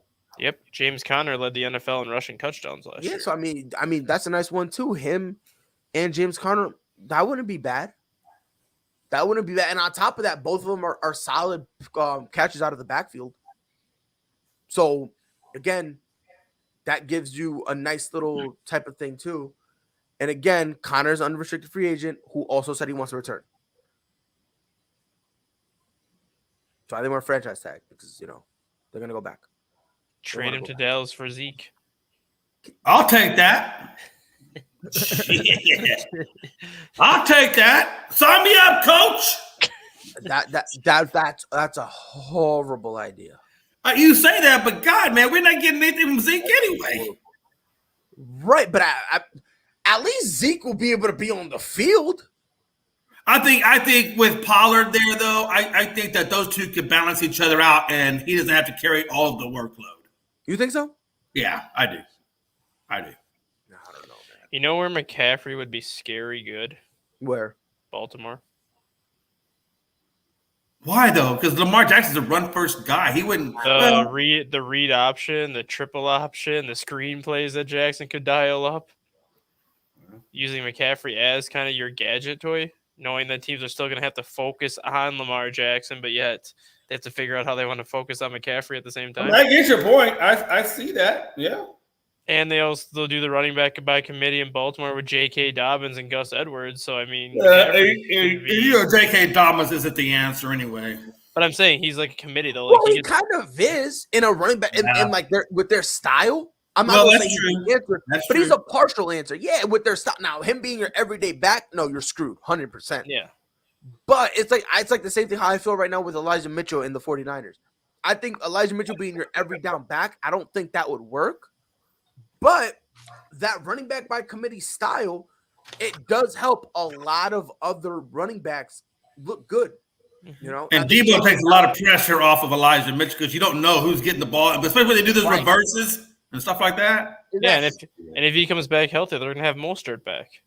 Right. Yeah.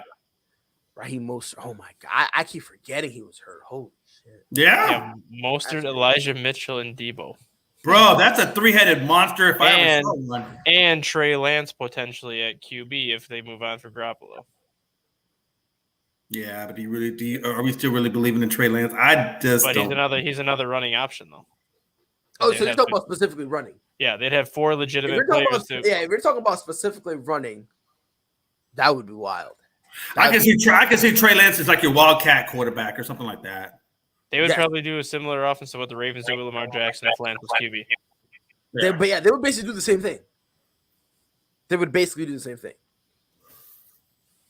You know, I mean, obviously Lamar's a little is well, I can't say a little. He's way more athletic, but outside of that, the scheme would be kind of the same. It'd be scarily similar. That'd be hard to defend.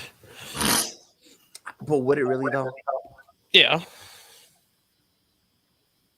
because Would it really? if you line up Mostert and Mitchell in the backfield, then you Mhm. send Debo in motion. Nobody's gonna know who's getting that ball. Then you're still gonna have Kittle on the tight end spot. Brandon Ayuk. Like it would be hard to defend because you would have to account for all 3 of those guys on the field plus Kittle, Yeah. and especially with how much Debo Samuel does like the motion plays and all the movement that he does as it is. You put a guy like Mostert with Mitchell on the field at the same time, plus move Debo around as much as you do. Defenses are going to have a nightmare trying to defend that because they're going to be so confused as to what to do because they're not going to know where the ball's going. They're not going to know who's going to be getting it. I guess I don't know. Same pitch was for Ravens. That was the same pitch. And it worked well for the Ravens until Jackson got hurt. Right. I don't see McCaffrey going to the Colts. Not with JT. No, They don't need we him. got Taylor. Got Needed the Colts trying to move ones. Seem to with the Colts. I don't see that happening. I don't see it happening, but I do kind of get the groundwork. I mean, because think about it. If you get Christian McCaffrey, to be honest, you might have a solid backup because I don't know what the heck is going on with Hines. I don't know What whether about whether sending he's staying or he's going. So, yeah, you know, And you they have a still solid have- backup, and on top of that, you can also, when you have JT in the backfield and you want to do play action, that's fine too. You can have Christian McCaffrey run short. But does Christian McCaffrey really want to take a back seat to Taylor though? I don't know if he wants If to you take put him, if you back put him in the wide receiver, if you line him up at receiver, I think he will. Okay, yeah, okay, I'll give you that. Because Colts Because you need can put Christian McCaffrey in the slot. Right, What about exactly. sending- help back. So you know what I mean. So you'll be, you know what I mean. Like you'll be able to, you'll be able to have options for him. What about Kind of the same sending thing him? what the Saints do with Alvin Kamara. Yeah. What about sending him to New England to pair him with Damian? Go sit in here. Send him to New England to pair him with The Damian Harris. greatest franchise in the history of the NFL. Former home of Thomas Everett, Patrick Brady Jr. I think New England would be a good fit.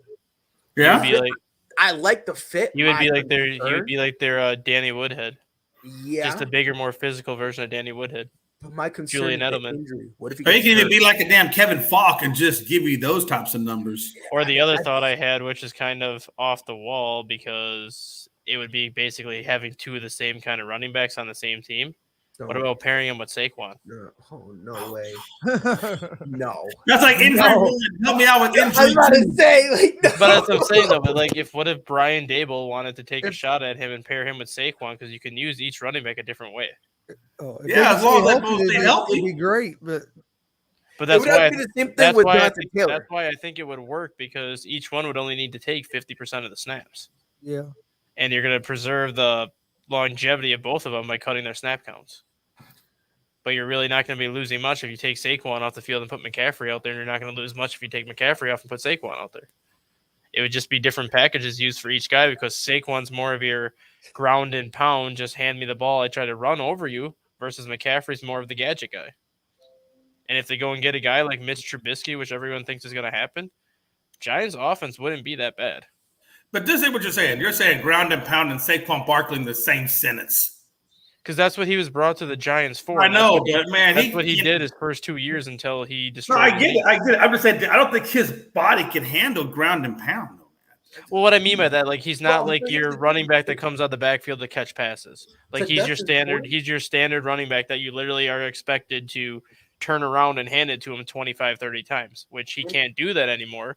But if he's on the field for 50% of the snaps, you turn around and give him 15 to 18 carries.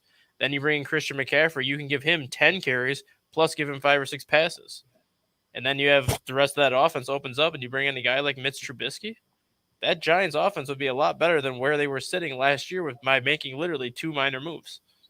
I mean, I get what you're saying. I just think with the Giants and what they need as a whole team, man, I don't think it really makes that much of a difference in Giants. I think they still stay, either last place or second to last place, battling it out with the Washington. So I don't know, man. I mean, they could do it. I mean, you can make it. You can make the case for it. I just don't think it necessarily improves Giants all that much.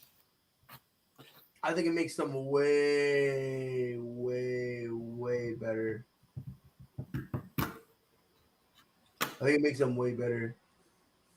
But way better in terms of how. In terms of not how, but in terms of like how far do you think it takes them in the not so much the regular season, but are you saying that Christian McCaffrey could get the Giants into the playoffs? Not in his first year, but it would bring him close to at least 500. Yeah, I think Christian McCaffrey, as long as you give him like a role and say, hey, look, you're gonna get 10 touches, Saquon getting 18, with Brian DeBall in there, put a quarterback that they believe in. I think maybe because that last wild card spot in the NFC is up for grabs. And the Giants defense was a top 15 defense last year. So their Giants defense wasn't that terrible. Yeah, if they could just get some offensive production, they're going to right. So, and I don't even think it's just Christian McCaffrey. I just think it's a combination of Christian McCaffrey, Brian DeBall, who I believe will be a good head coach. I think he'll be good. You now put a quarterback in there that he believes in, whether it be Daniel Jones, Mitchell Trubisky, or whoever. You put a guy that he believes in. I hope they get Trubisky. I'd like to see him get another shot because I think most of that problem was Matt Nagy. Yeah. I mean, to be honest, again, for me, the way I look at it is, I just think offensively, the Giants' biggest problem was just the fact that they didn't know what they wanted to do. I said this numerous times. No, I didn't. Whenever they were supposed to run the ball, you're passed, and whenever they passed, they ran. They've done literally the exact opposite. I've never seen anyone was like third and 15 in their own on their own 5-yard line. He ran a quarterback sneak on like 30. It's like, what are you doing like that? I mean, you're forgetting 2 things. You said the Giants struggled because they didn't know what they're doing. Mm-hmm. Well, the Giants struggled because they hired Joe Judge and they doubled down and hired Jason Garrett. Right, so they didn't know what they were doing. Exactly. Well, they knew what they were doing. They were trying to. No, they didn't know what they were doing. Anybody would have mind. And Joe Judge, I can excuse it. I can excuse it to an extent because I get it. Came from the Bill Belichick tree, so you know what I mean. It's kind of the same reason why the Bears got Matt Nagy. Came from Andy Reid, so I get it. I understand that. The Jason Garrett one blew my mind. That's the one that blew my mind. That's the one that was like dumb. And I had some Dallas fans talking about, Jason Garrett knows what he's doing. That happened to be Jay, was it? No, it wasn't Jay. No, it wasn't Jay. I was going to say, Jay, a Jason Garrett fan. No, well, rumors has it that Jay was so upset that he offered Jason Garrett to live with him. Oh, That's wow. the rumor.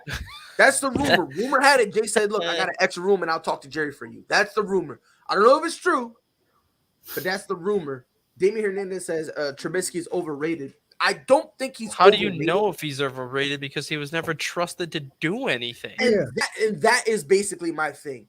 And Do you I feel- realize? Do you I realize feel- he was 28-16 as a starter? Yes, that's not great, but that's still over a 600 winning percentage as a starter. And my thing is, I put Yeah, Mitchell Justin. Trubisky in the What a same terrible category. I put him in the same category as Daniel Jones. Yeah. Yeah. If you don't give them an opportunity to prove whether or not they're good, you're never gonna know whether or not they're good. True. You're not gonna know. You know what I mean? Like, Let's be honest, the Giants are $5 million over the cap, so they're going to have to really do some funky stuff to make their numbers work. right, which is why I said that the Giants' job is the easiest coaching job in the NFL. It's easy. Because you're guaranteed 5 years. Not only in terms of how many years you're guaranteed, you're not gonna win. Not for 3 years, no. Your cap space is horrible. Go in and bring in the players you build the team the way you want. Blow it up. That's what I'm about to say. You're better off blowing it up and starting from scratch, and let's That's it. go from there. And that's And- kind of and why here's what that's people why I think. think Trubisky's the perfect fit there, because if you blow it up and you bring in a guy like Trubisky where they can say we're going to bring you here for 3 years and use you basically as a placeholder, what happens if you blow it up? Trubisky comes in there for 3 years and actually plays very well. Well, then guess what? Your placeholder now became somebody that you can count on. Right. And at the very least, he could be a bridge quarterback to somebody else. Mhm. Right, and that's why I think it's because I have like some people said that Trubisky, he's not good and all this stuff, and I'm like, that just lets me know you don't watch football. That's all it comes down to. I think Mitchell Trubisky has some stuff. He has something there. It's just again, Like You're telling the Justin kid- said, you got to take the handcuffs off of him and let him you play. gotta let him hoop. You gotta let him play. Think about it. If you go back to 2019, I think it was the first time that Bill Lazor took over the play calling from Nagy, and Trubisky came back after replacing Nick Foles. That was the best 5-game stretch Trubisky has ever played, and there's a reason why the Bears were 4-1 in that 5-game stretch. It's because they let Mitchell be who Mitchell is. Right. Roll him out, use play actions, let him use his legs to his advantage to make plays. And as soon as the Bears started winning, Matt Nagy's like, nope, I'm going to call plays again. Right. Yeah. So it's like, you know what I mean? Like, at some point, you know what I mean? People got to stop falling for clickbait. Yeah. They got to stop falling for clickbait. By the way, Dustin, just letting you know, I'm starting a petition to ban casuals from the sport, from just talking sports. Am I allowed to put your name down? What do you mean casuals? Like casual sports, like fans who don't know what they're talking about and just want to pretend, and they just basically read headlines and try to pass it off like it's in their own knowledge. I'm not one of those people. Why would I be put down? No. Oh, I'm ban making a them. list to ban them. Oh, Can yeah, I yeah. put you Yeah, on my petition, Yes. so that when we I have, love how Dustin just straight took it as what the Yeah, hell? no, I'm not putting that- Well, he's like, I'm signing a petition to ban casuals. Can I put Yes. your name down? I'm like, why No, am I no, being it's not banned? Like, this what? way. I said this yesterday. I have a petition to ban casuals, and when we have enough, I'm actually going to send it to Congress. But I want to make it a legitimate law. Hey, casual fans are banned off the airwaves. So I just want to let you know I put your name down. They're, Is they're that banned okay? from making posts. Hold on, Dustin. Do I have your permission? Yes. Okay. I just want to make sure that it's been recorded, so that way, you know what I mean. When they go and say, "Oh, no one said it," like, "Oh yeah, well I have authorization from each and every single individual." So I just want to make sure. Matter of fact, not because now what I'm gonna do, I'm gonna date it. That's what I'm gonna do. I'm gonna date it. Yeah, that's what I'm gonna do. I'm gonna date it so that way, every person, we gotta be smart here. Every person can be like, "Oh yeah, this is the date that they said yes. This is the date." That could be like, boom. For instance, like Jay and Chris, Rob, me and Damien, right? We started this week. Like the idea. I brought up the idea yesterday, right? Mhm. And these fine, exquisite, intelligent young gentlemen, they all agreed. That was the birth of it, right, Dustin? Yes. So that was the birth of it, right? And everyone thinks I'm joking. They think I'm joking. They think I'm joking until you see me on your local channel talking to Congress. Like, this is real life. Like, I'm taking this to the government. I don't care what anyone says. Get mad at me all you want. If you're mad that I'm doing this, you're one of the people who are going to get banned. That's all it really comes down to. And then Dustin, he agreed on the 9th. By the way, in case anyone thinks I'm joking, this is real life. In case anybody thinks I'm joking, I just want to I'm doubling down, tripling down, quadrupling down. Let me just share screen. So here. So this is the petition to ban him. And then so far, 1, 2, 3, 4, 5. I got 6 names. Okay. We need to get a 6,000. Once we get a 6,000, we're cooking. So I just want to let show the world that real quick. Anthony Bryce says, how do you feel about Marcus Mariota getting another starting job? I am not a Mariota fan. I'm not. He had his opportunity in Tennessee. Maybe he learned. The only situation Mariota can walk into is kind of the similar situation like Heineke. He needs to go somewhere where they have a starting quarterback in place, and then the starting quarterback gets hurt. Yes. To get another shot at it. I think that's the only way he's going to get another shot as a starter. Starter gets hurt, or somebody gets traded mid-season. George, drop me your full name. Drop me your full name in the comments, and I'll put you down. I promise. That's literally, I think, the only way Mariota gets another shot is if somebody gets hurt or somebody gets traded mid-season, and the team is pretty much just scrapping to find somebody at that point. That's the sad part about it, too. I mean, he made the playoffs, so it's not like he's terrible, but he's just not number 2 worthy. They're just too inconsistent throwing the ball. Mm-hmm. Now, we have seen people, let's be honest here. We have seen people not be good. They go elsewhere, and all of a sudden, for whatever reason, their second chance, they just run with it. We have seen that. So it's a possibility that this is the case with Marcus Mariota. That is a possibility. I don't think it is because, like I said, I'm not a fan of the dude. I don't think he's that good. But would it be a bad idea for him to get a second chance in terms of because I know you guys said, and I agree with you guys in terms of the only way he'll get a chance is if he's on a team, the starter gets hurt, and then he's playing so great that you have to ride with the hot hand, a la Case Keenum and Teddy Bridgewater in Minnesota. Mm-hmm. Where it's like, we all knew Teddy Bridgewater was better at the time, but Case Keenum was the hot hand, and you have to roll with it. Do you believe right now there's any team that will just say, F it, screw all that, let's give this kid a chance and see if he can do something? Give him like a 1-year prove-it deal, or a 1-year or a 2-year deal with the second year being a team option. Do you see any team kind of giving him that opportunity? Panthers. What do they have to lose? They tried to fix Sam Darnold. It didn't work. They brought in Cam Newton, and that backfired. P.J. Walker got a couple starts here and there and didn't play that well. Like, what do they have to lose at this point by bringing him in for a year or two? You're either in the same position you are right now, or you actually do better because Mariota might be better than the other 3 years trotting out there. Well, I mean, I could see maybe Detroit bringing him in as a backup to Goff. No, not Detroit. If Detroit does that, I think they get rid of Goff. Yeah. Okay. You know what I mean? Because again, if you're gonna do that, Houston. Maybe Houston. By the way, George, I just put your name on the list, my guy. We're getting there. Houston can use them. You think so? Yeah.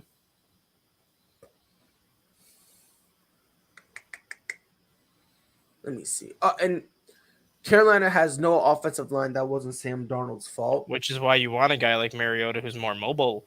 Right, but here's the thing, like I'm a Sam Darnold guy. I love Sam Darnold.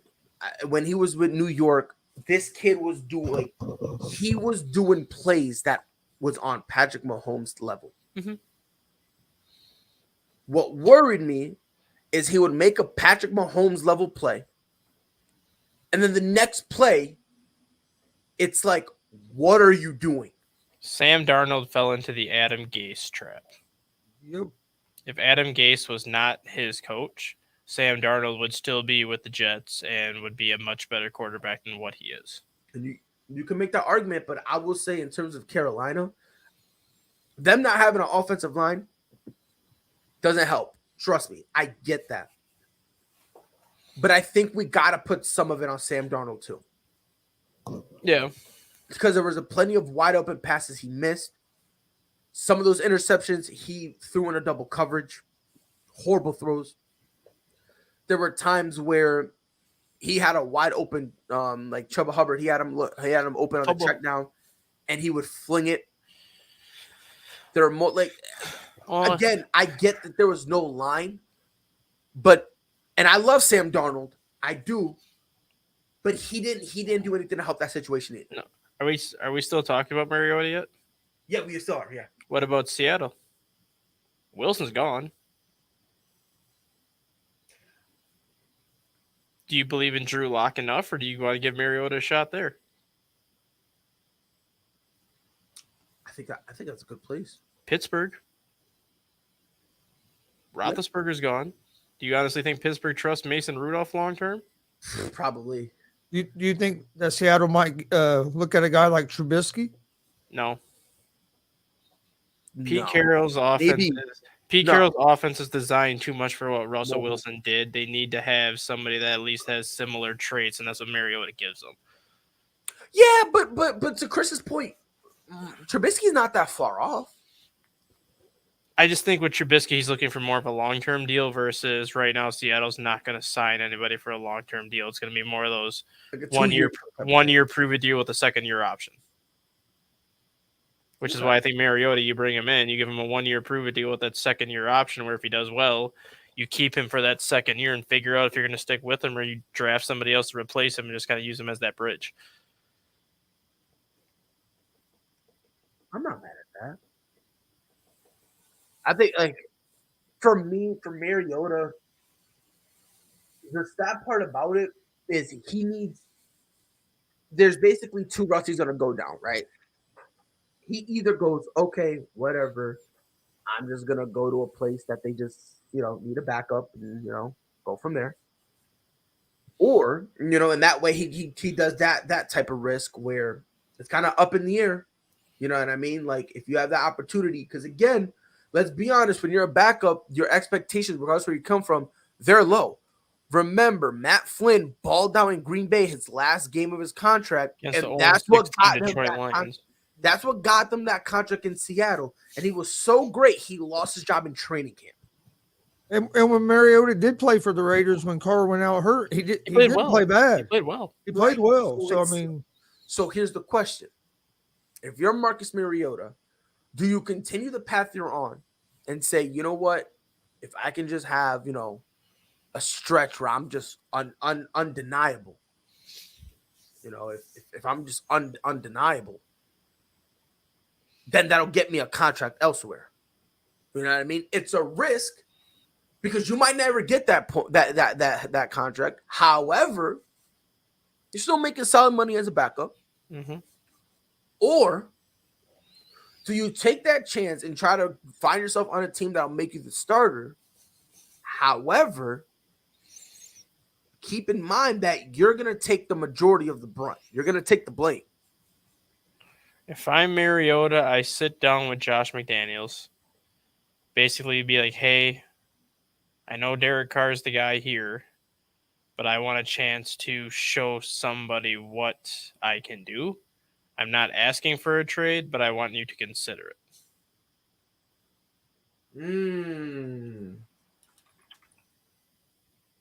Ow. One thing about that, do you think if he asks for a trade and tries to get to another team, gets a chance to start and plays terrible and don't work, or no, how you can play terrible, but it don't work out, or any of these other teams going to take him back as a backup? Yeah, they'll take him back as a backup because we've seen it all the time where quarterbacks try to go somewhere and fails and they still come back as a backup. Because you always want a good veteran backup as your backup. You don't want to run into the situation that the Vikings have right now where Sean Mannion is their backup. You want like somebody that has starter experience, that even if he didn't do well as a starter, he still has that starter experience that you can place as a backup, which is why, I hate to say it, but that's why Nick Foles is so valuable. He's not a great starter if you have to stick with him for like long periods of time. But what Nick Foles has always done extremely well is coming off the bench cold, relieving a struggling quarterback, or coming off the bench cold and playing 4 or 5 games of basically flawless football to save a team. And that's why Nick Foles has always been so valuable, just because he knows he's not the most talented quarterback out there. He knows the role that he fills, but he also knows that he's had success as a starter in specific roles. And that's why even if Mariota does get a chance to start somewhere and he doesn't do well, he's still going to be highly coveted as a backup because he's had success as a starter before, but he's had success like what you were saying when Derek Carr was hurt in short spurts where you can't just need him for a couple of games here and there, basically what Colt McCoy did for Arizona last year. So I think he's almost better to stay where he's at, because if Carr does get hurt, you're on a better team. Or if you go to another team to be a starter, you're probably going to a bad team. But that also helps him in his favor too, though, because if he goes to a bad team and plays well, then more teams are going to take notice. I think Mariota plays better when he don't have the expectations as well. So, and when you're coming in off the bench as a backup like that, you don't have that expectation. And what do the Raiders need right now? Team.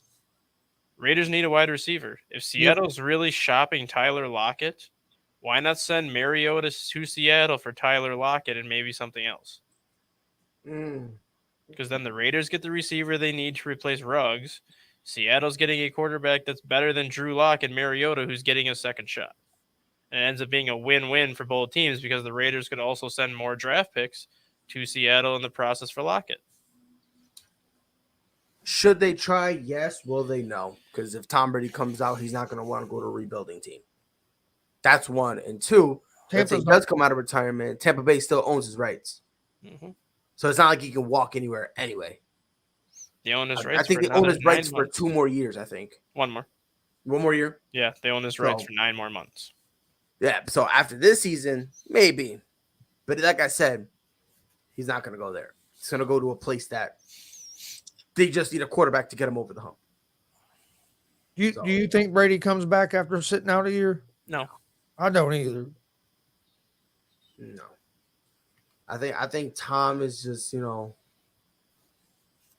if he was gonna be out, or he would have considered it, or whatever, he would have went and he would have talked to him and said, "Hey, look, I want to get out of here," and I think they would have been fine. George says some teams that need to address a quarterback spot: Seattle, Washington, Giants, Panthers, Saints, Texans, Bucks, and Steelers. I would say the Bucks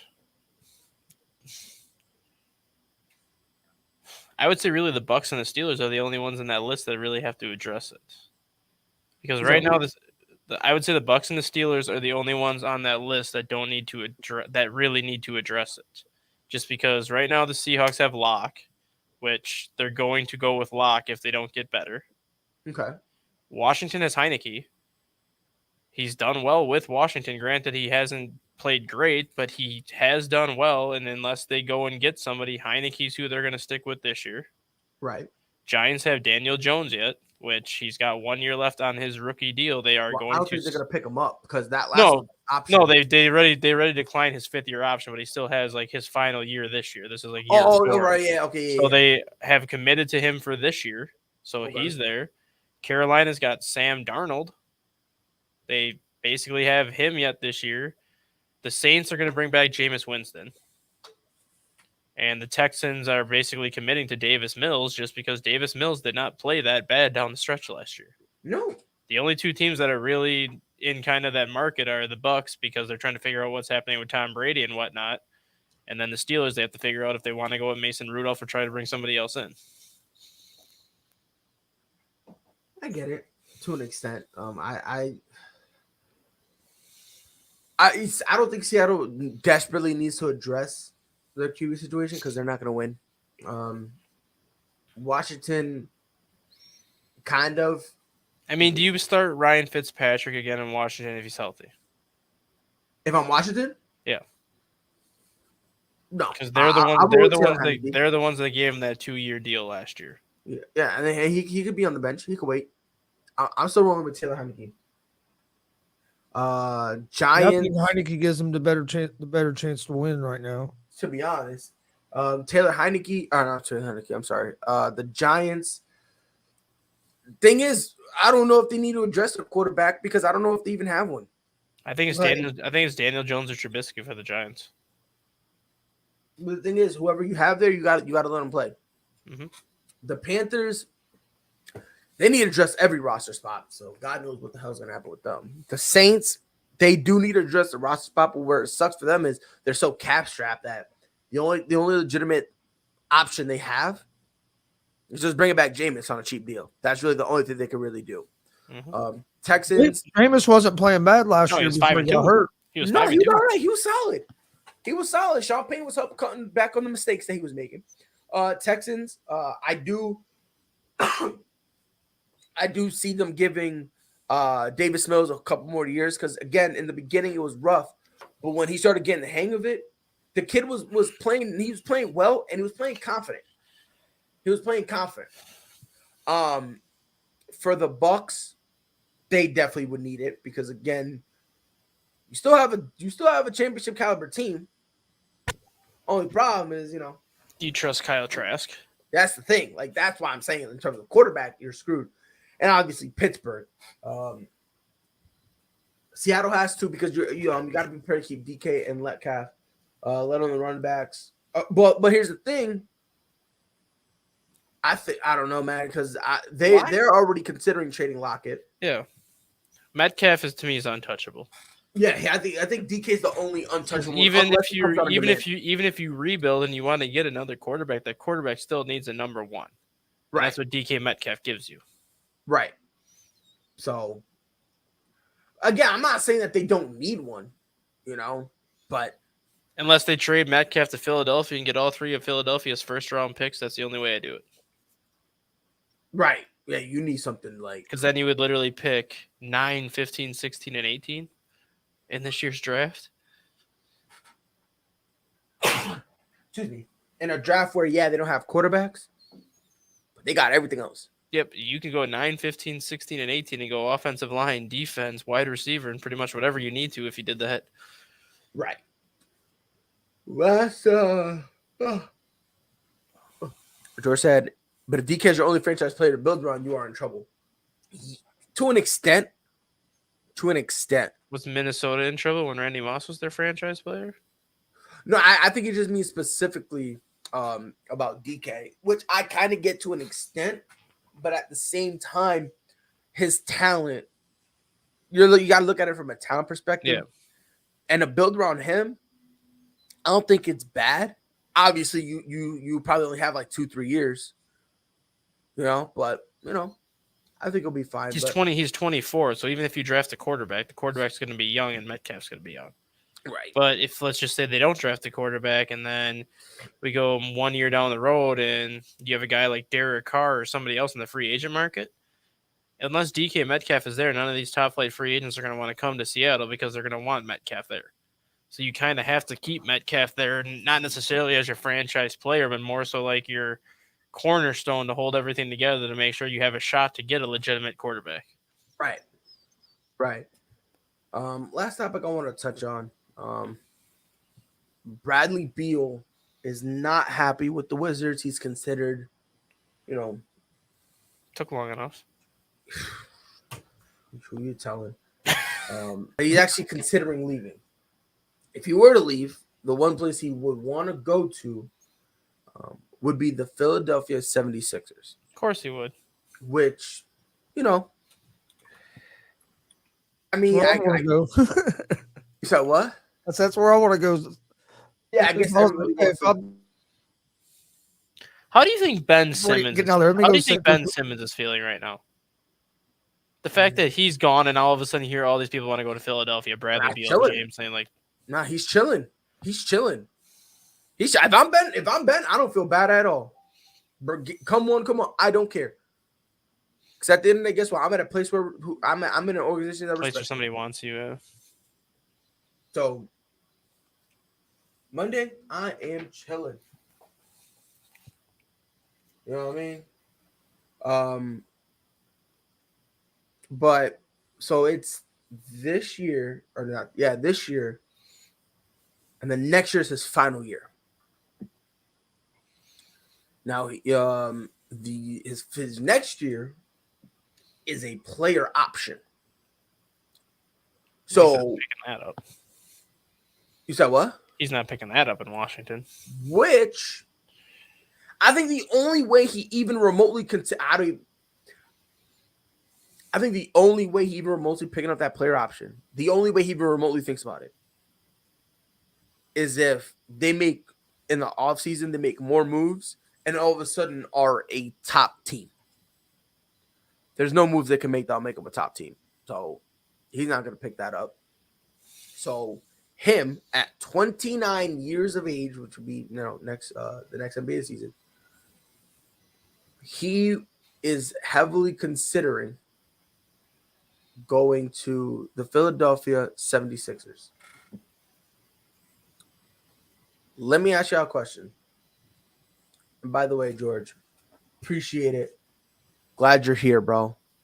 We're on every morning, so feel free to watch us. You know, some days it'll be calm like this, other days we're screaming at each other. It all depends on which way the wind blows. But we appreciate you being here. But he wants, 76ers. That's the team he wants. Chris, let's say next year he goes to the Sixers. Is it even a good fit? I think it is.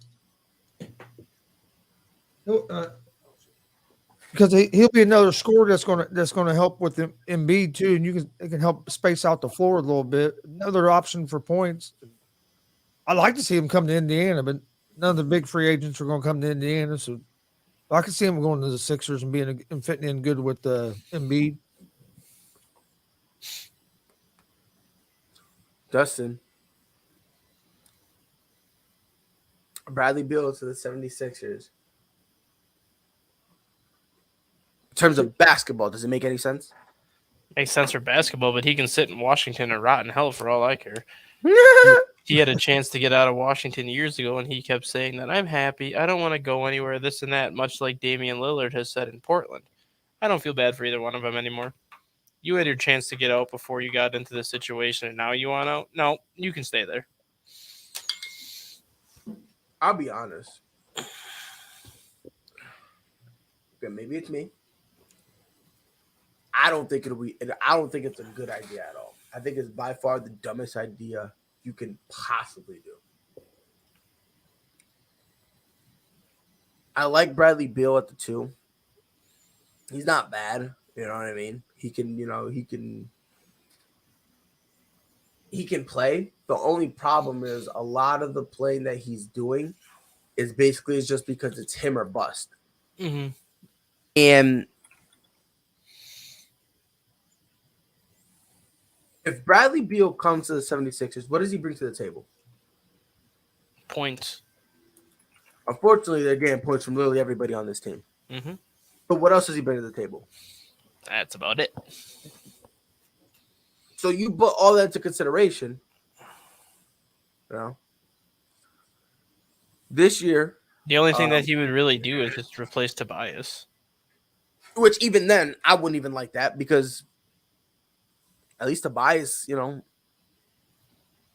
he could play defense and you know what I mean? Like, it's a whole different position, So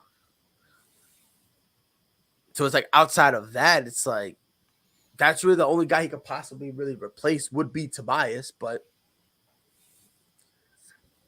this year, so he's out for the rest of the season with a wrist injury. So I mean, he's not out for the rest of the season with a wrist injury. He's out for the rest of the season because Washington's going nowhere, and they're not going to put their star player on the court. Well, yeah. But the technical reason Yeah. he's out is because of his left wrist. He got surgery on it. This year, played 40 games, 23 points per game. which is You low know. for him.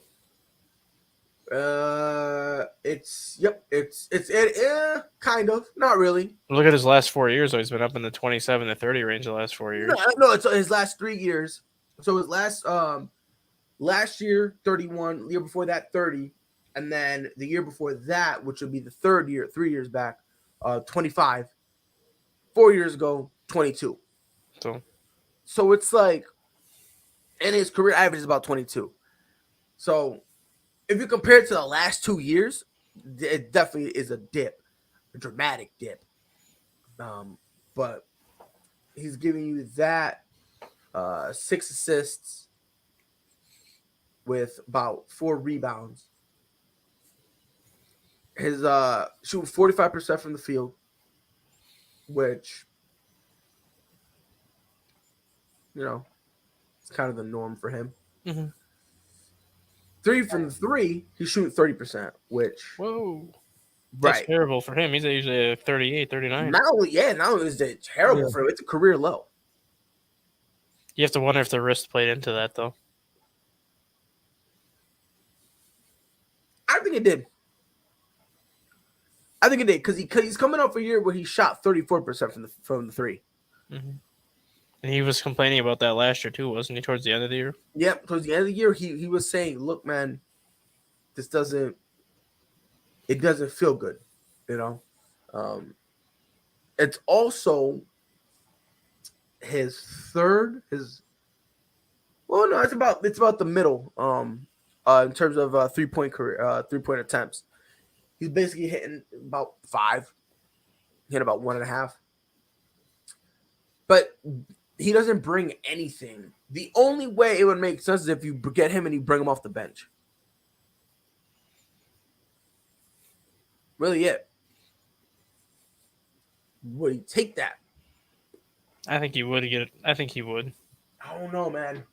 I think he would to get out of Washington. Yeah, I do, too. On a short-term thing, I think he would, but he would not for long-term. Like a 1-year deal? Like how he's got the 1-year player option left or whatever. Yeah. If Washington were to trade him next year to Philly, I think he would pick up his player option right when he got there, and I think he'd be okay with sitting on the bench for like a year and a half just to play out the rest of that contract, and then he'll hit the open market at like 29 or 30 again, and then sign probably a 5-year deal elsewhere. Okay. Well, I think maybe. he can make. I think he can make would make a real good like 6-man if he would buy into that role. He could be like a Jamal Crawford, legitimately, if he came off the bench. Or not only that, he could also be a like a Lou Will. Yeah, like You know what I mean? Like a guy who Patty Mills. I'm talking more like Lou Will, a guy who will come off the bench but get started minutes. Yeah, but I'm saying like he could score like Patty Mills, though, like someone that can come off the bench and give you like 18 to 20 points and just give you like 30 minutes off the bench. Right. Yeah. So, you know, it's something like that where I don't know, man. I don't think it'll work. Pride, are you ready for a good laugh? Let me hear it. Check your Facebook messages. Where? I just sent you something to your Facebook messages. The Just group? no, like yours, like your actual page. No, it's on my page. Yeah. I don't see anything. Well, what I sent you was a comment by Des Bryant. Des Bryant basically said if Aaron Rodgers got $200 million, Kyler Murray better get $300 million, and Lamar Jackson better get $400 million. Whatever Des Bryant is smoking, I want some. By the way, I am perfection. Perfection. I need him to come out with that. By the way, the best team in basketball, 100%. Everyone who knows basketball knows is the Boston Celtics. Let's just get this Let's just get that out the way. I love to mess with Iverson. I love messing with him. Yeah, because every time he comes in, he'd be like, oh, yeah, it's all about the Suns with him. And it's like, I want to say no, but the Suns just, they're good. They're really good. Like, they don't miss. So it's like whenever I have an opportunity to just poke at him, I grasp it in my hand. Bookmark that one because we're going to talk about that tomorrow, what Des Bryant said. That's definitely something we have to talk about because, believe it or not, I actually agree with him. I agree with the 300 million. I don't see anybody. I mean, Mahomes has the 400 million, but I don't see anybody getting 400 million again. Well, telling you, man, it is crazy. Again, we'll see, but of course that bridge when we get there. But this has been ASAP in the morning. We'll be back here tomorrow morning, 10 a.m. Eastern, 9 a.m. Central. On behalf of Chris, Dustin, Jay, and Rob, it has been your boy Pride. We'll be back here tomorrow. Until then, y'all know what to do. Be safe.